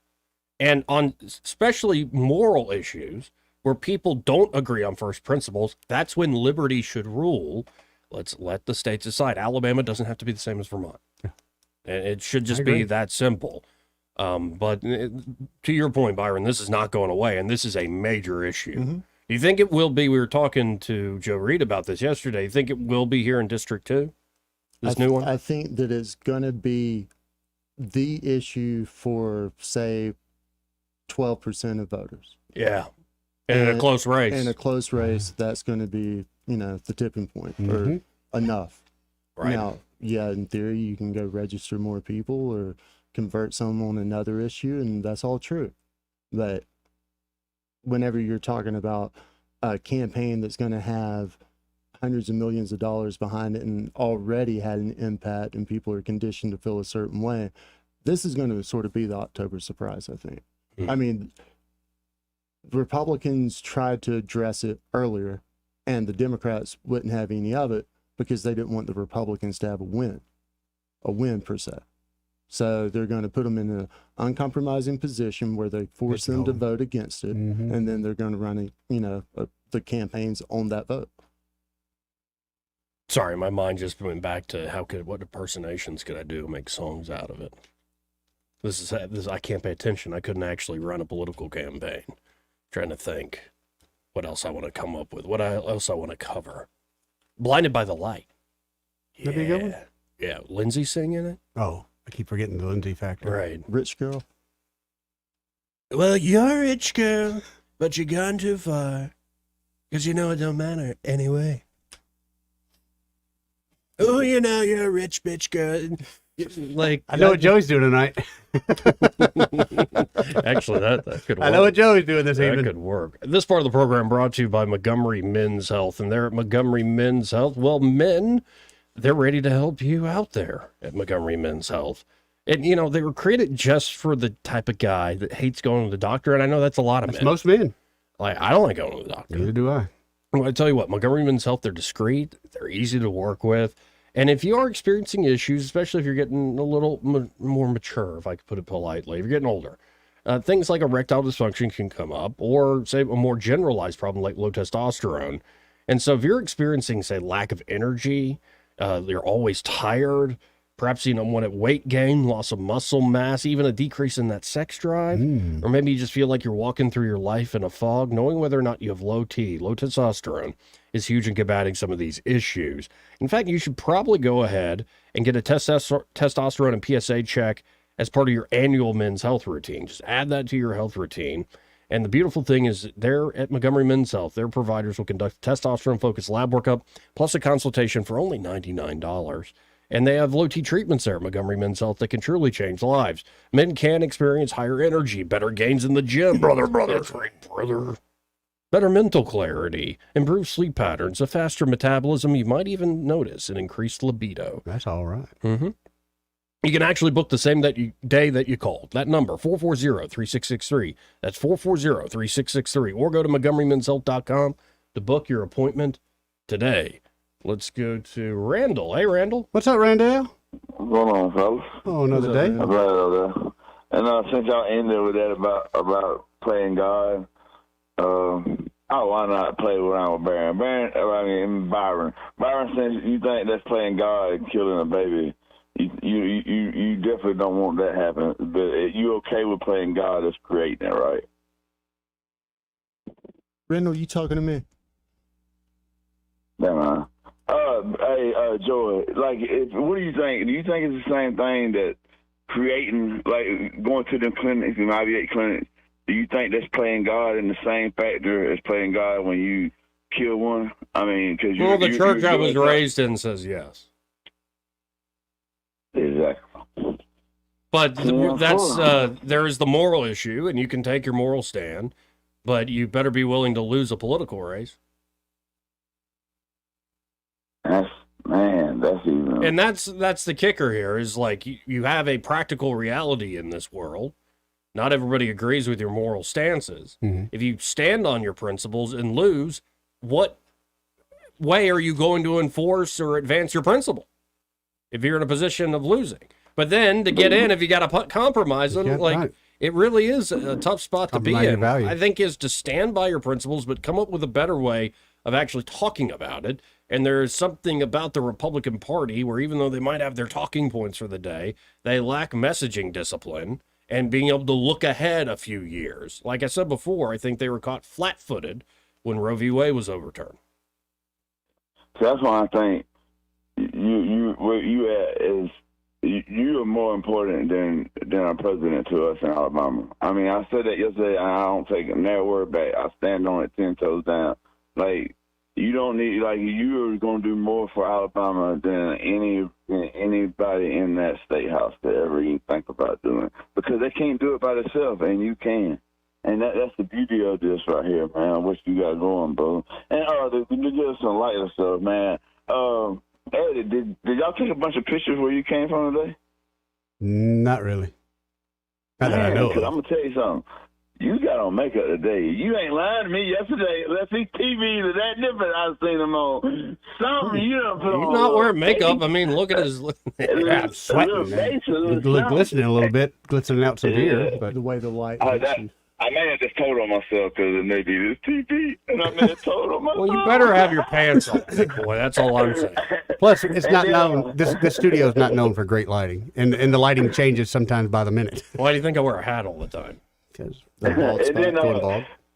Yesterday, on your clip you showed, and you was talking about last time who was standing up with Toberville. Did y'all notice though? And I think for people like yourself that think the election matter, you notice that there ain't that many people. Do you think they gagged them on purpose so they don't talk about it? Like you just brought up the point. that they talked about so much negativity. He got so much free press. Do you think they gagged it because of that? Because look how much they actually says in your clip, Tuberville had to look for a camera. He had to actually look for somebody to come to give it an interview to. There wasn't nobody really standing around. There was no news coverage of it. And do you think, is that why they gagged it more of that reason, because of what you said, that he got so much free stuff off of it, so much free press? He may be onto something here. Mm-hmm. If there has been a drop in some of the cameras showing up, that parade may have been to keep it going. Well, and it could be that you're not going to see Tuberville speaking or Ramaswamy or whoever speaking on nightly news, but these videos getting hundreds of thousands, if not millions of views all over, say, like Twitter. So, I mean, the word is getting out there. Question on that: can you stand up? Because you can buy them views. I know people who buy views every day to make it look like they trending. So keep that in mind. And before you cut me off, there is a little episode of it don't matter. I like a light. It's called the Light Walking Show. Episode 31 is nothing but the great Astrevious mayor on there, and how it was so hard for him to get there. You know, Eddie, I was going to tell you, man, the motorcycles are back in play. I seen the state of Alabama got two state trooper motorcycles. I seen them in action. I seen them in action, man. Yep, that, and I think I don't think it was MPD. I think it was a sheriff's department bike I might have seen Did you have to go home, take a cold shower after seeing that? No, I'm just glad to see them back on the streets. Okay. Those are good-looking bikes, man. Just the way you talk about it, I was like, hey, man, calm down. If I was ever going to be a cop, I wanted to be a motorcycle Hands on the table. I wasn't going to arrest anybody, but I was going to race everybody all the time. Buy you mittens. So you can't scratch your face. I guess that's it. All right, we'll see ya. See you, Randall. 272-9228. Hey, speaking of that, do you remember this years ago? And I think it was on Facebook when it first came out. That motorcycle cop in Montgomery that got kind of busted for racing somebody. I don't remember. You don't remember that? It was a good video. I don't think he got fired or anything like that, and I think he won the race. But I remember the guy pulled up beside him and asked the cop, with the camera, with the phone, hey, you want to race? You want to race? And he was on a motorcycle. I want to say the cop won, and I think he got in a little bit of trouble, but I don't think he got fired. But honestly, those are the kind of cops I like. Sorry, I can relate to those guys. Somebody come up to you at a light revving their motor, you know what they want. Yeah, you're not helping my case, or actually, you are helping my case, not yours. Like you ever see, I think up there they're just revving their motors. You know what they want. And then you go home and you start dreaming about them later. It's like at the track. Yeah, right, show them up. Yeah. Yeah, like how you're gonna rev your motor as they rev theirs, and so many questions. Yeah, you put your you're aviators going down on. The road now. I might put on the aviators. Yeah, with your brand new boots and your little those boots are shiny, and little shorts, and not with the shorts and the boots. Now, if there was a song playing, what would it be? Donna Summers. You left the cake out in the rain. Yeah. 272-9228. How about this? Let's hit a break. It's just you seem way too excited about motorcycle cops. I used to have a lot of fun with them when I was a kid. They used to chase us on the regular through Highland Garden. Big Chips fan. Big Chips fan? They used to. That too. But they used to. That was our arch nemesis in the growing up in the hood was a motorcycle cops because they could come down the motorcycle trails we were on. When you're throwing those big dirt clogs or whatever you call them. Yeah, or when we were just raising hell like we did in Highland Gardens. Yeah, Popo was definitely the problem when you were 16, 17 years old. Yeah, this one I was like 12 or 13, but yeah. Oh, sure. We made good friends. Oh, I know. I'm sorry y'all didn't have such great relationships with your local beat cops, but we did. Mine took me home plenty of nights, thank you. They never took me home, but they took me to a place. Growing up in a small town has its advantages. Yeah. Everybody knows your mama. That's right. Could have strapped sandpaper to your palm. We got to hit a break. He may not know whether he's coming or going, but whether you're going to work or coming home, Greg Budell is there. Mornings 6 till 9 and afternoons 3 till 6. Only on News Talk 93.1 FM WACV. Hi, this is Bo Goodson from the Goodson Group. Selling a home in the river region in this market takes some planning and preparation to be successful. Here are some steps to take to get your home sold fast. Remember the 5 P's. Prepare the home, fresh coat of paint inside and out, and complete any repairs needed. Professionally clean the home. A deep cleaning of floors, cabinets, windows, and blinds will leave a great impression for future buyers. Provide a home warranty for the buyer to give the buyer peace of mind after the closing. Provide a closing cost allowance for the buyer to help them be able to afford your home. Price your home to sell, not sit. A comparative market analysis from a local realtor will demonstrate what other properties have sold for in your neighborhood. Well-priced homes sell faster with less hassle. Houses are selling fast and sellers are getting top dollar. For all the answers, call Bo Goodson at the Goodson Group, 221-2883 or 551-0225. What's your biggest investment?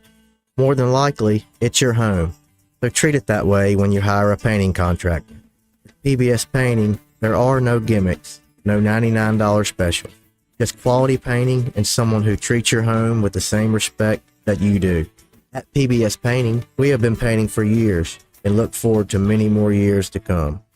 With PBS Painting, the job gets prepped properly, whether it's cleaning, scraping, or priming.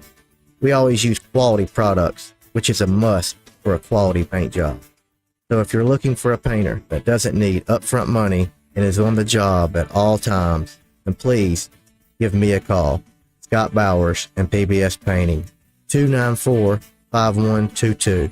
That's PBS Painting, 294-5122.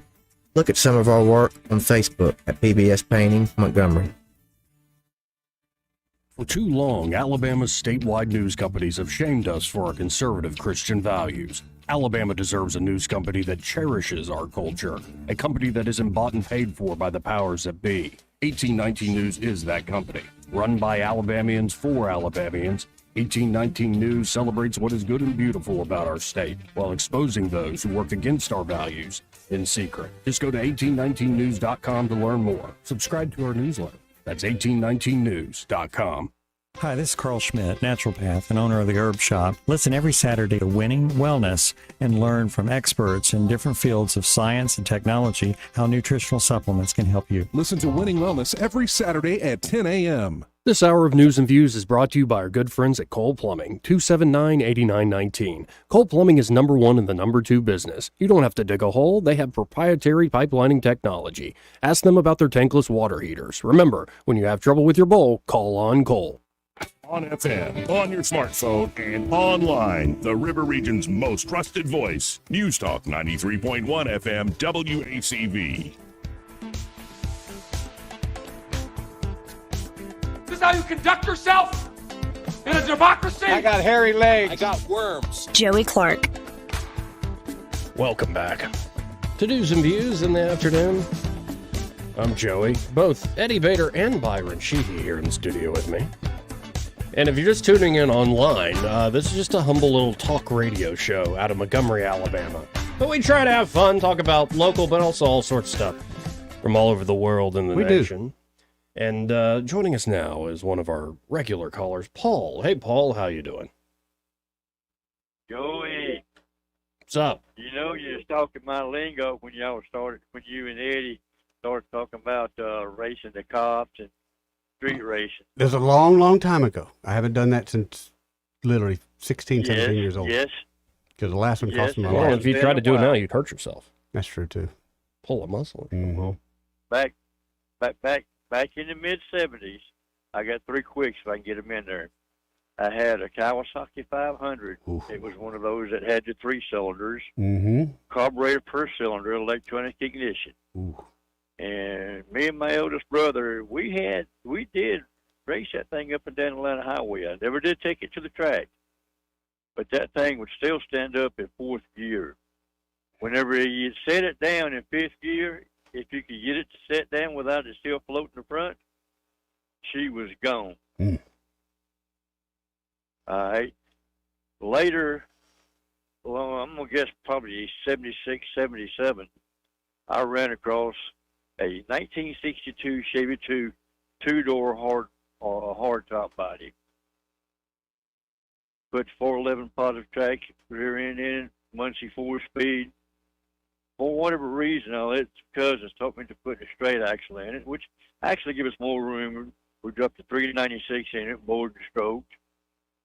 Beefed up the head. What year was it, Paul? high-rise Intake. It was a '62 Chevy Nova.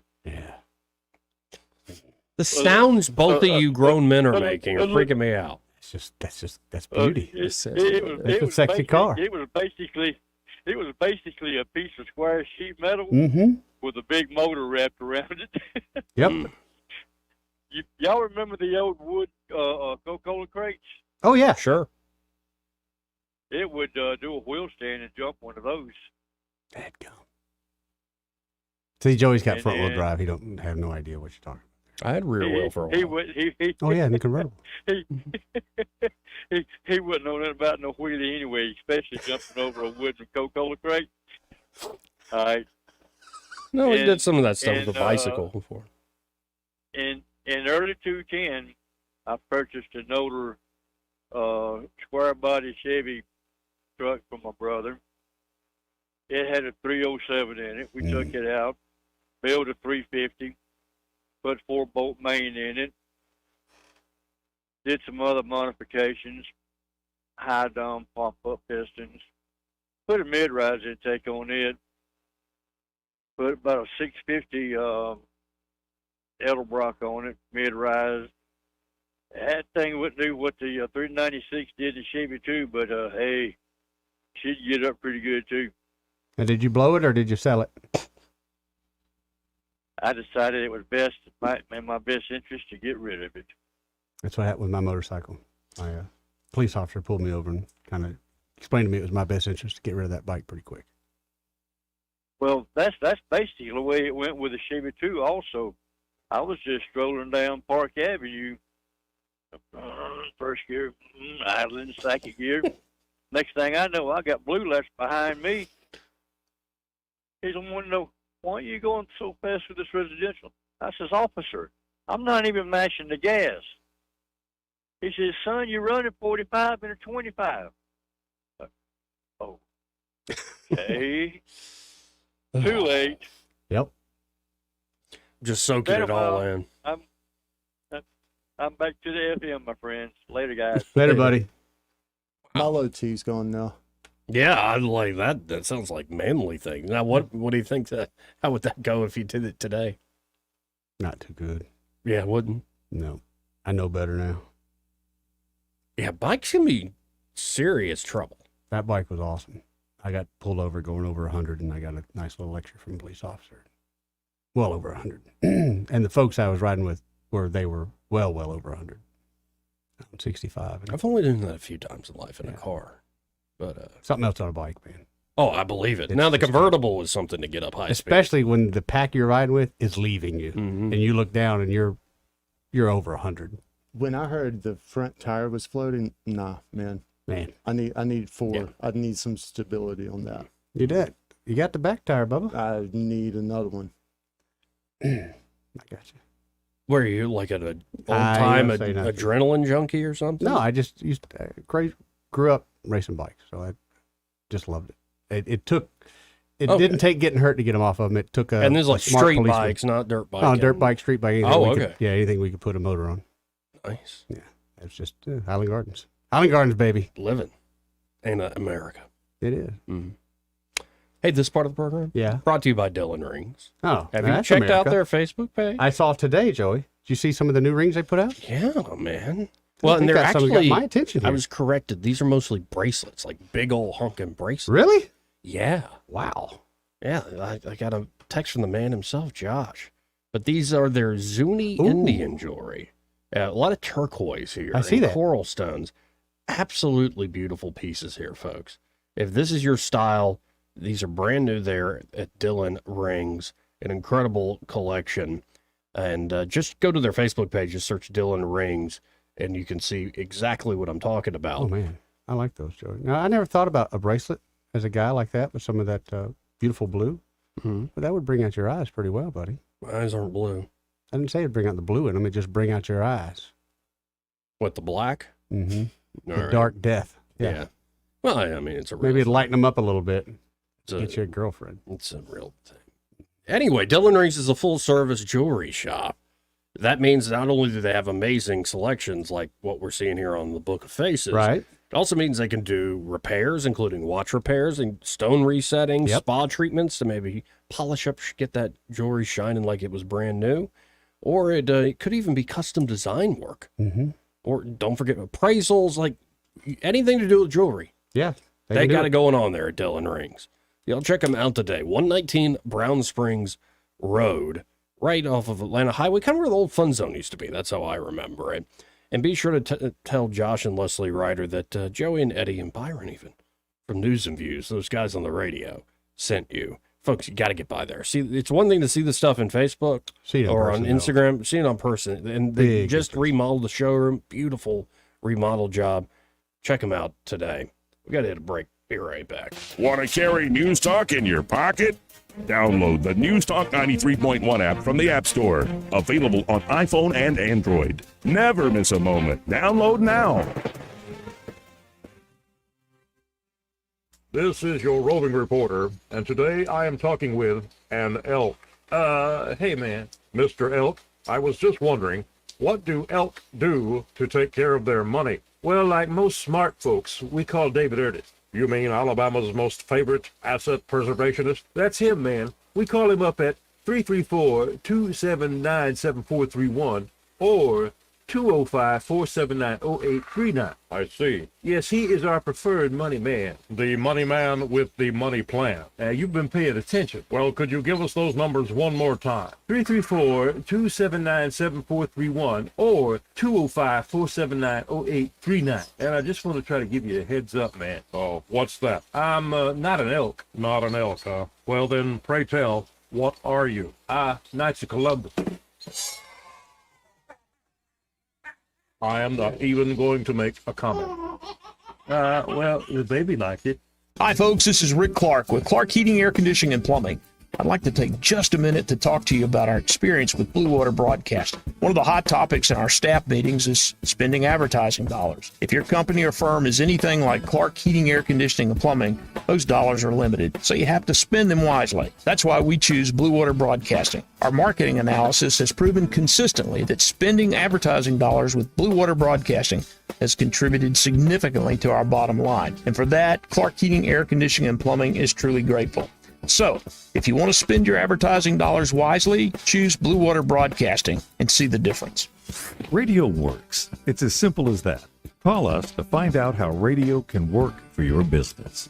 Blue Water Broadcasting. Local folks helping local business.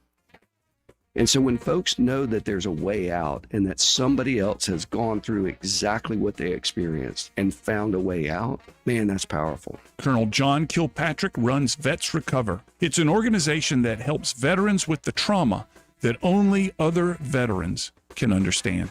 Listen to What's Working Saturday noon or find us online at whatsworkingcam.com.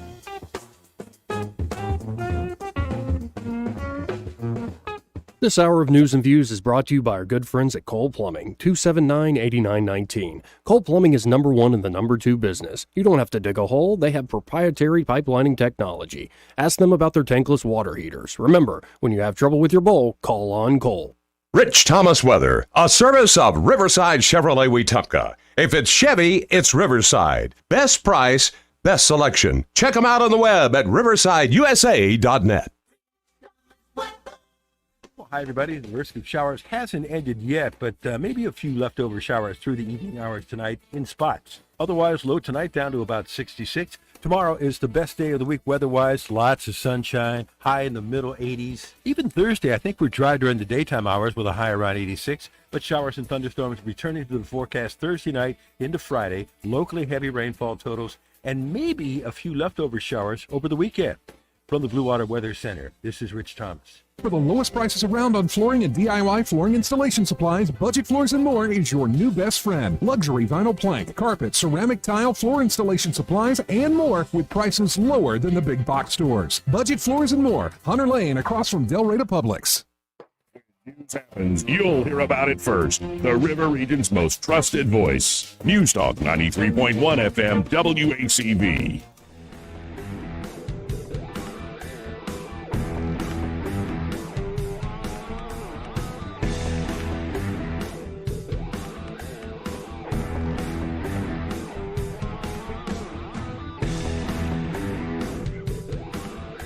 Joey Clark.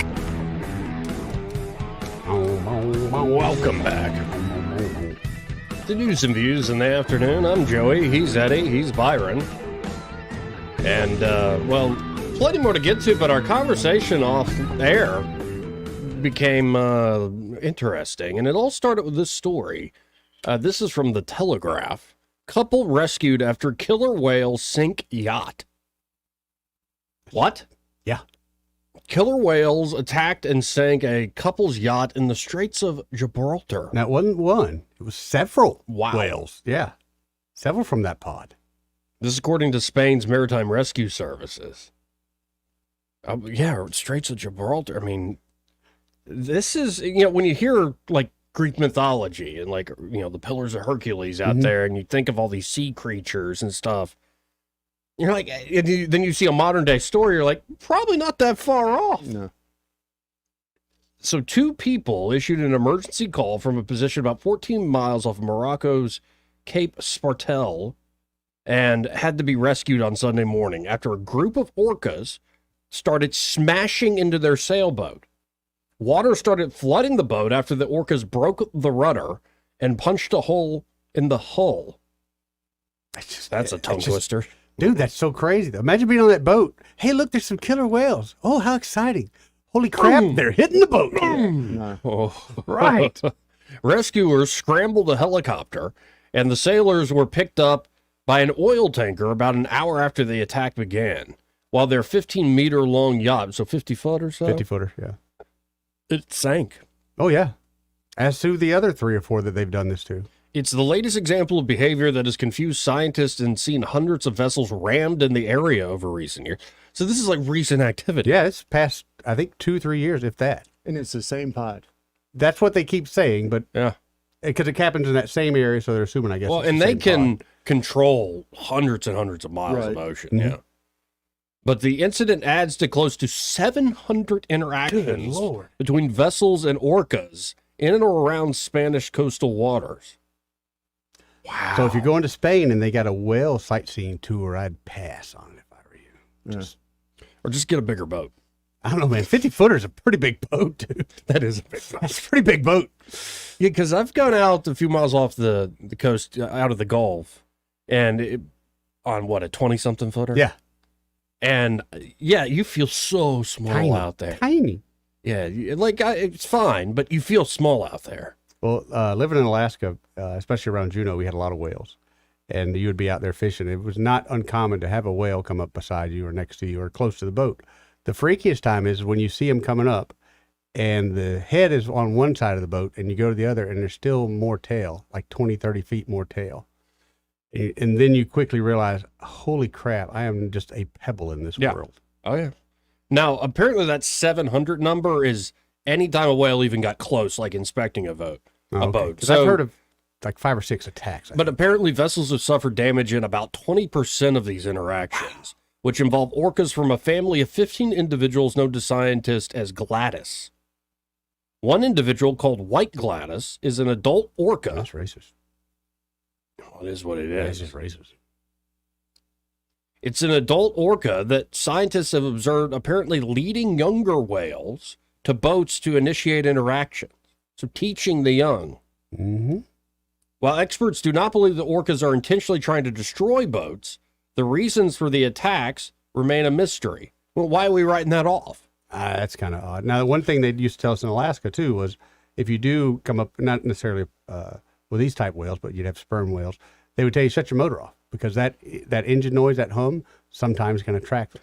Okay. So I have no idea if that's the case with these guys, but I'm just telling you, there's nothing like a strange feeling of a whale coming up next to you.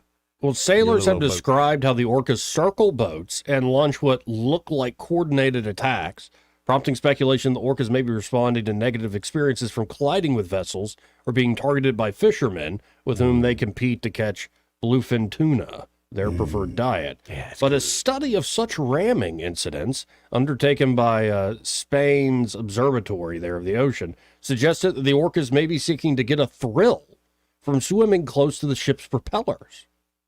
Huh. Well, dolphins do that quite often, too. When they encounter a craft without a moving propeller, the orcas bang into rudders or the hull as if seeking to prompt movement. That's weird. In the event of an incident, sailors have been advised to keep motors running and head for shallower coastal waters. Good advice. So Gladys is trying to get her fix. And Right. Can't get it. I I need a 50-foot, 8-ton mammal chasing me around in a schooner with a lady yelling at me in this whole... Nah, man. That's what it takes. Nah. Orca's just trying to get that hum. Or I can just go get a bike. There you go. They like the vibration. That's what I'm I bet guessing. they do. Wow. Gladys. Gladys got some issues. And you thought riding a motorcycle was fun. Man. Well, yeah. You ever been underwater in the Straits of Gibraltar and a motor starts humming? I have about you? not. Ooh-wee. I have been under the water many times with a motor running. It's a real high-pitched, strange noise. But Yeah, it's, I don't think I want to do it in the Straits of Gibraltar right now. That's nuts. And then we got talking about, this is from a few years back, where I think it's off the coast of California, where there's a family of orcas that kill great white sharks. Yeah. Mm-hmm. Yep. Not to eat them. No. Just Out to of kill sport. them. And they do a particular move where they turns the shark prone. And you Mm-hmm. know this, if you know sharks, you turn them a certain way, they're immobilized. Right. So it turns the shark prone, immobilized, and then one shark just tears open and takes out the liver. And apparently that sends something out into the warning water to other sharks, where supposedly. the great whites in the area will get the hell out of there. Yeah. And like they will go into thousands of miles away. I don't know if they still do. I think they do, but the Great Barrier Reef, they have a net around it to keep the sharks at bay. And one of the reports they said is the reason they'll leave the sharks in there as a deterrent for other sharks to keep away. Yeah, and I just have a sense that there's people, human beings have been looking up at the sky for thousands of years, if not 10 or hundreds of thousands of years, however old you want to accept human beings are on the planet. Okay. But how much do we really know about the ocean? Much of the ocean's never been explored. Good chunks of the ocean. What makes you wonder, there's still an unknown world out there, but it's so daunting and difficult. If you go down that YouTube rabbit hole, you'll run across these divers that work on oil rigs and where they're underwater literally for a week at a time, and they will tell you the creatures that they run across that they've never seen in a book, they've never seen before. They just see it face to face. And one in particular, guy, they have a separate pod that they use the bathroom in. It's only, I think he said it's 20 feet or 15 feet away from the pod that they sleep in. And so a lot of times they would just put on their mask and go swim to that pod, do their business, come back. No light, no nothing, but it's right there. Right. Well, one night he ran into something between that and the pod, and he said the eyeball was as big as he was, just the eyeball. And that's all he got to see. Oh, man. And he said, I wasn't sure I was looking at an eyeball until it winked, or it blinked. See, I mean, like going to the Gulf, like I've considered myself an adventurous person. Yeah. Sure. Yeah. Second sandbar, gonna make it out there. Okay. Yeah, manly. Nah, man, I'm not doing any of this. I love diving, but I love scuba diving. And I've never run across anything so scary. But like I said, the one I did, the Georgia Aquarium, those whale sharks in there as big as a school bus. And one came by, and literally I laid on my back as that thing came 2-3 feet above me. I got to know that thing very personally. That was a very, very scary deal because even in there's nothing I could do. But imagine seeing that in the ocean. All of a sudden, how small you become. Yeah. I'd be like Jesus walking on water, man. It's I'd be right. out. Right. Like that guy that, when they do these divings, they're down there for a week at a time. How he didn't just, I know he'd never make it, but how he didn't just instinctively shoot for the surface. Right. I could not imagine it. And then I would probably never want to go back. Yeah, no. That was my warning. Thank you. I'm done. No, occasionally I'll go away from it for years and I'll come back to just watching so much nature stuff. And if you follow some of these social media accounts where it's like nature is awesome or nature is metal, yeah, or it's like killings, like hunting and whatnot, like I'm glad we created our environments how we have, how we've adapted. Like I saw one this morning where it was a huge tree viper and it opened up in slow-mo, it opened up its jaws. And you're like, that is the stuff of nightmares right there. Dude, I put my foot in a shoe and a spider came out of it and I jumped like 4 feet. I mean, I'm not. That's perfectly normal. That's perfectly normal. Yeah. To jump 4 feet when a spider comes running out of your shoe, perfectly normal. No, that is odd too. Where like even the tiniest insect, like I saw a wasp when I went to mow the yard this weekend. Wild insect. And like it came at me real quick, and you're like, Come it's at so me, bro. small. Oh, crap, you're coming at me.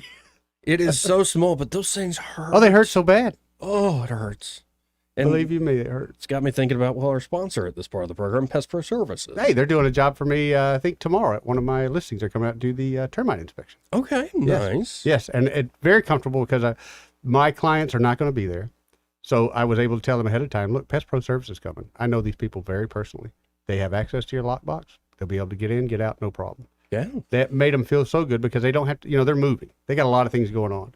So they don't have to change their schedule just to come and sit and wait on the pest control people. So whether you're looking for a termite inspection or maybe just want to go ahead and get treatment done. I would. Essentially do a preemptive treatment. Because in Alabama, it's not a matter of if you have termites, it's a matter of when. Yeah, Red Top called in earlier saying a lot of them. Yeah. He put it this way, you either deal with Pest Pro or you're probably going to call me. That's it. Like a contractor, multiple contractors to fix termite damage. Yep.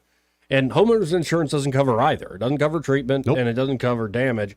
But treatment is much less expensive than treating termite damage. Yes, sir. Somebody asked me the other day, is there a good kind of termite? I was like, a dead termite. Dead termite. There you go. Or maybe you got a big fire ant problem and say you got kids or dogs that keep getting into them. Yeah. It could be, you find a wasp nest in the back shed that is too unruly. You No, don't, thank you. Yeah. Don't be an idiot. Like, well, I'll get one of those gasoline cups like I saw on TikTok.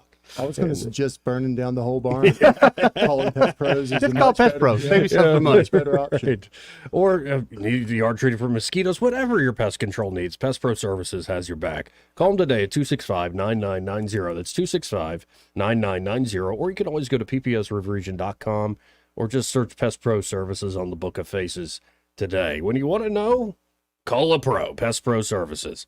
And be sure to tell Ashley and that great team there that, well, Joey and Eddie and Byron, those guys on the radio on that show on 93.1, they sent you. He may not know whether he's coming or going, but whether you're going to work or coming home, Greg Budell is there. Mornings 6 till 9 and afternoons 3 till 6. Only on News Talk 93.1 FM WACV. Back in the day, cars didn't even have safety belts. Everything was fine. Why do I need them now? This suit was expensive. I don't want to wrinkle it with the seatbelt, and it's just not comfortable. I've been driving for years, and I've never been in a wreck. I know what I'm doing. I don't need seatbelts. Why would I wear my seatbelt? It's just a quick trip to the store. There's no good excuse, and that goes for your kids too. Click it or ticket. Brought to you by Decolettes. This hour of News and Views is brought to you by our good friends at Cole Plumbing, 279-8919. Cole Plumbing is number one in the number two business. You don't have to dig a hole. They have proprietary pipelining technology. Ask them about their tankless water heaters. Remember, when you have trouble with your bowl, call on Cole.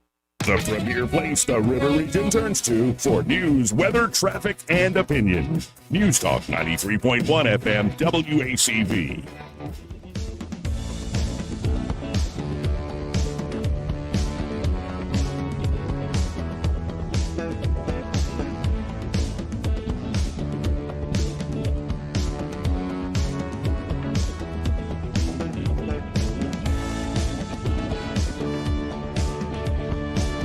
Joey Clark.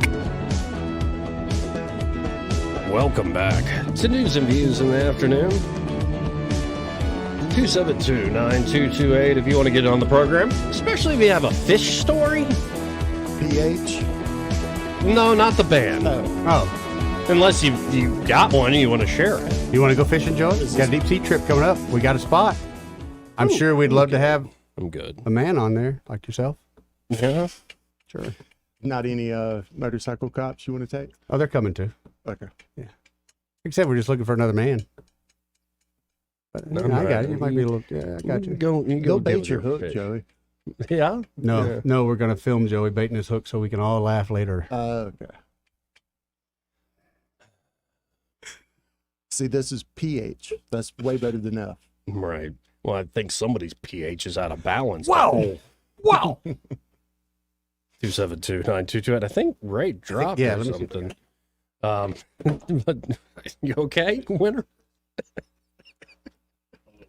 lunch must have been really good. Well, before we forget here, because let's take care of Ray. Yeah, Prattville Carpet, great sponsor of the show, and they're Prattville Carpet. Of course, they can help you with carpet, brand new carpet, especially stuff that's a little more resistant to those stains and spills, especially the pets, right, and the kids getting involved with stuff. Of course, they could also help you with traditional hardwood, the laminate product, the luxury vinyl plank, and ceramic tile. Maybe you want to do a remodel of the kitchen, get a brand new nice backsplash. Or a walk-in shower. I hear it's very nice. Very nice.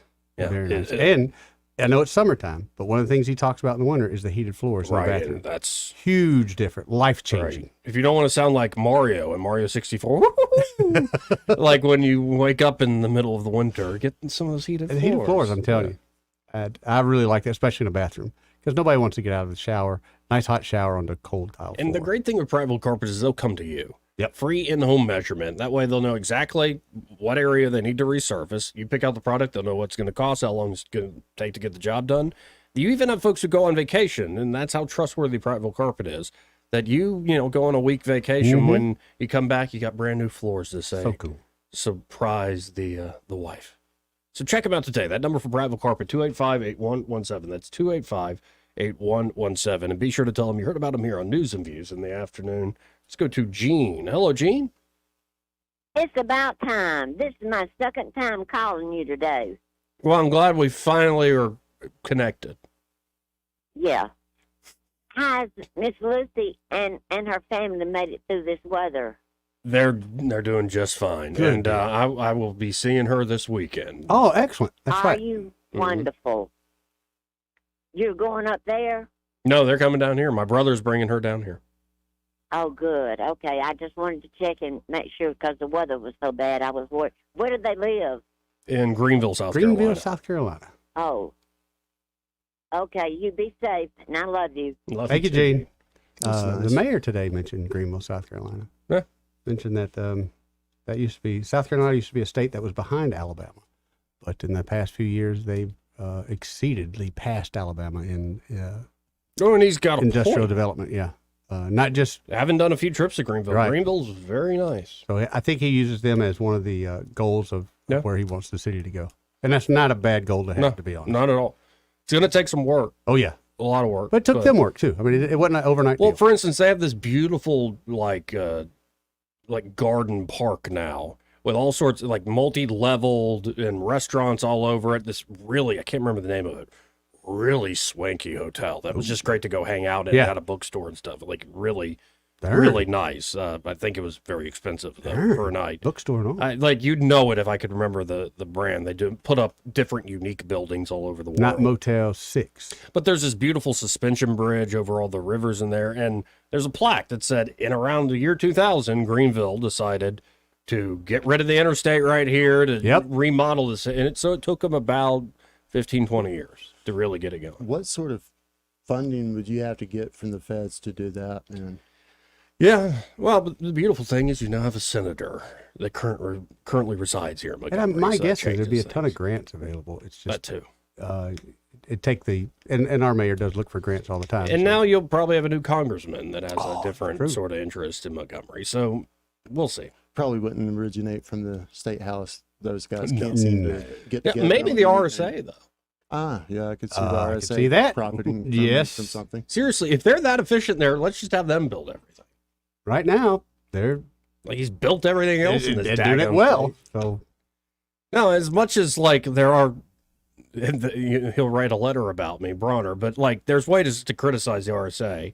You can read up reports where it's not as shiny as people claim, but... All if in you all, ask retirees how they doing, the I think they retirees like like it. him. Yeah. So we'll see. Anyway, hopefully I don't get shot when I go to my car saying stuff like that. No, I think you're all There's right. just certain folks in this town that freak me out. I got a list of people I'm trying to make sure I know where they are at all times. Right. Not in my blind spot, but RSA is not one of them. I'm normally good with. Yeah, I'm not too worried about it. Yeah. Who is on your bad list? I don't know. I joke about it. Honestly, I don't really think You're about one it. of the nicest guys I know. On my bad list? Yeah. Or Yeah. you're on their bad list. Oh, I'm on their bat, and I don't know. Eddie, he might be able to speak to that. Probably not. Yeah, I don't even know. Good. You treat people the right way. I suppose. Well, I don't know your love life, so I can't really. Well, speak I to said that. Lieutenant Governor Ainsworth tends to honk like a goose when he talks sometimes. He didn't like that too much. No. Well, But I I mean- don't think he took it as like a huge insult. I hope Well, not. that wasn't a huge insult. If that's, It's just accurate. I mean, if that's Well, not only that, that's how problematic- guys give each other grief. That's what guys do. Right. That's how guys express love for one another. They give each other grief. But Yeah. once they run for office, you can't criticize them. Ooh. Yeah. Well, Maybe be changing them rules here. we pretty soon. kind of criticize both senators Yeah. on the show On the regular. But we do it with love. But of course. Right.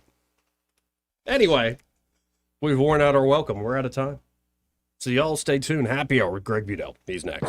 Broadcasting from the Riverside Chevrolet Master Control Center, this is WACV Cusana, News Talk 93.1 FM. When it's Chevy, it's Riverside. With SRN News, I'm John Scott. Federal Reserve Chair Jerome Powell says the central bank is unlikely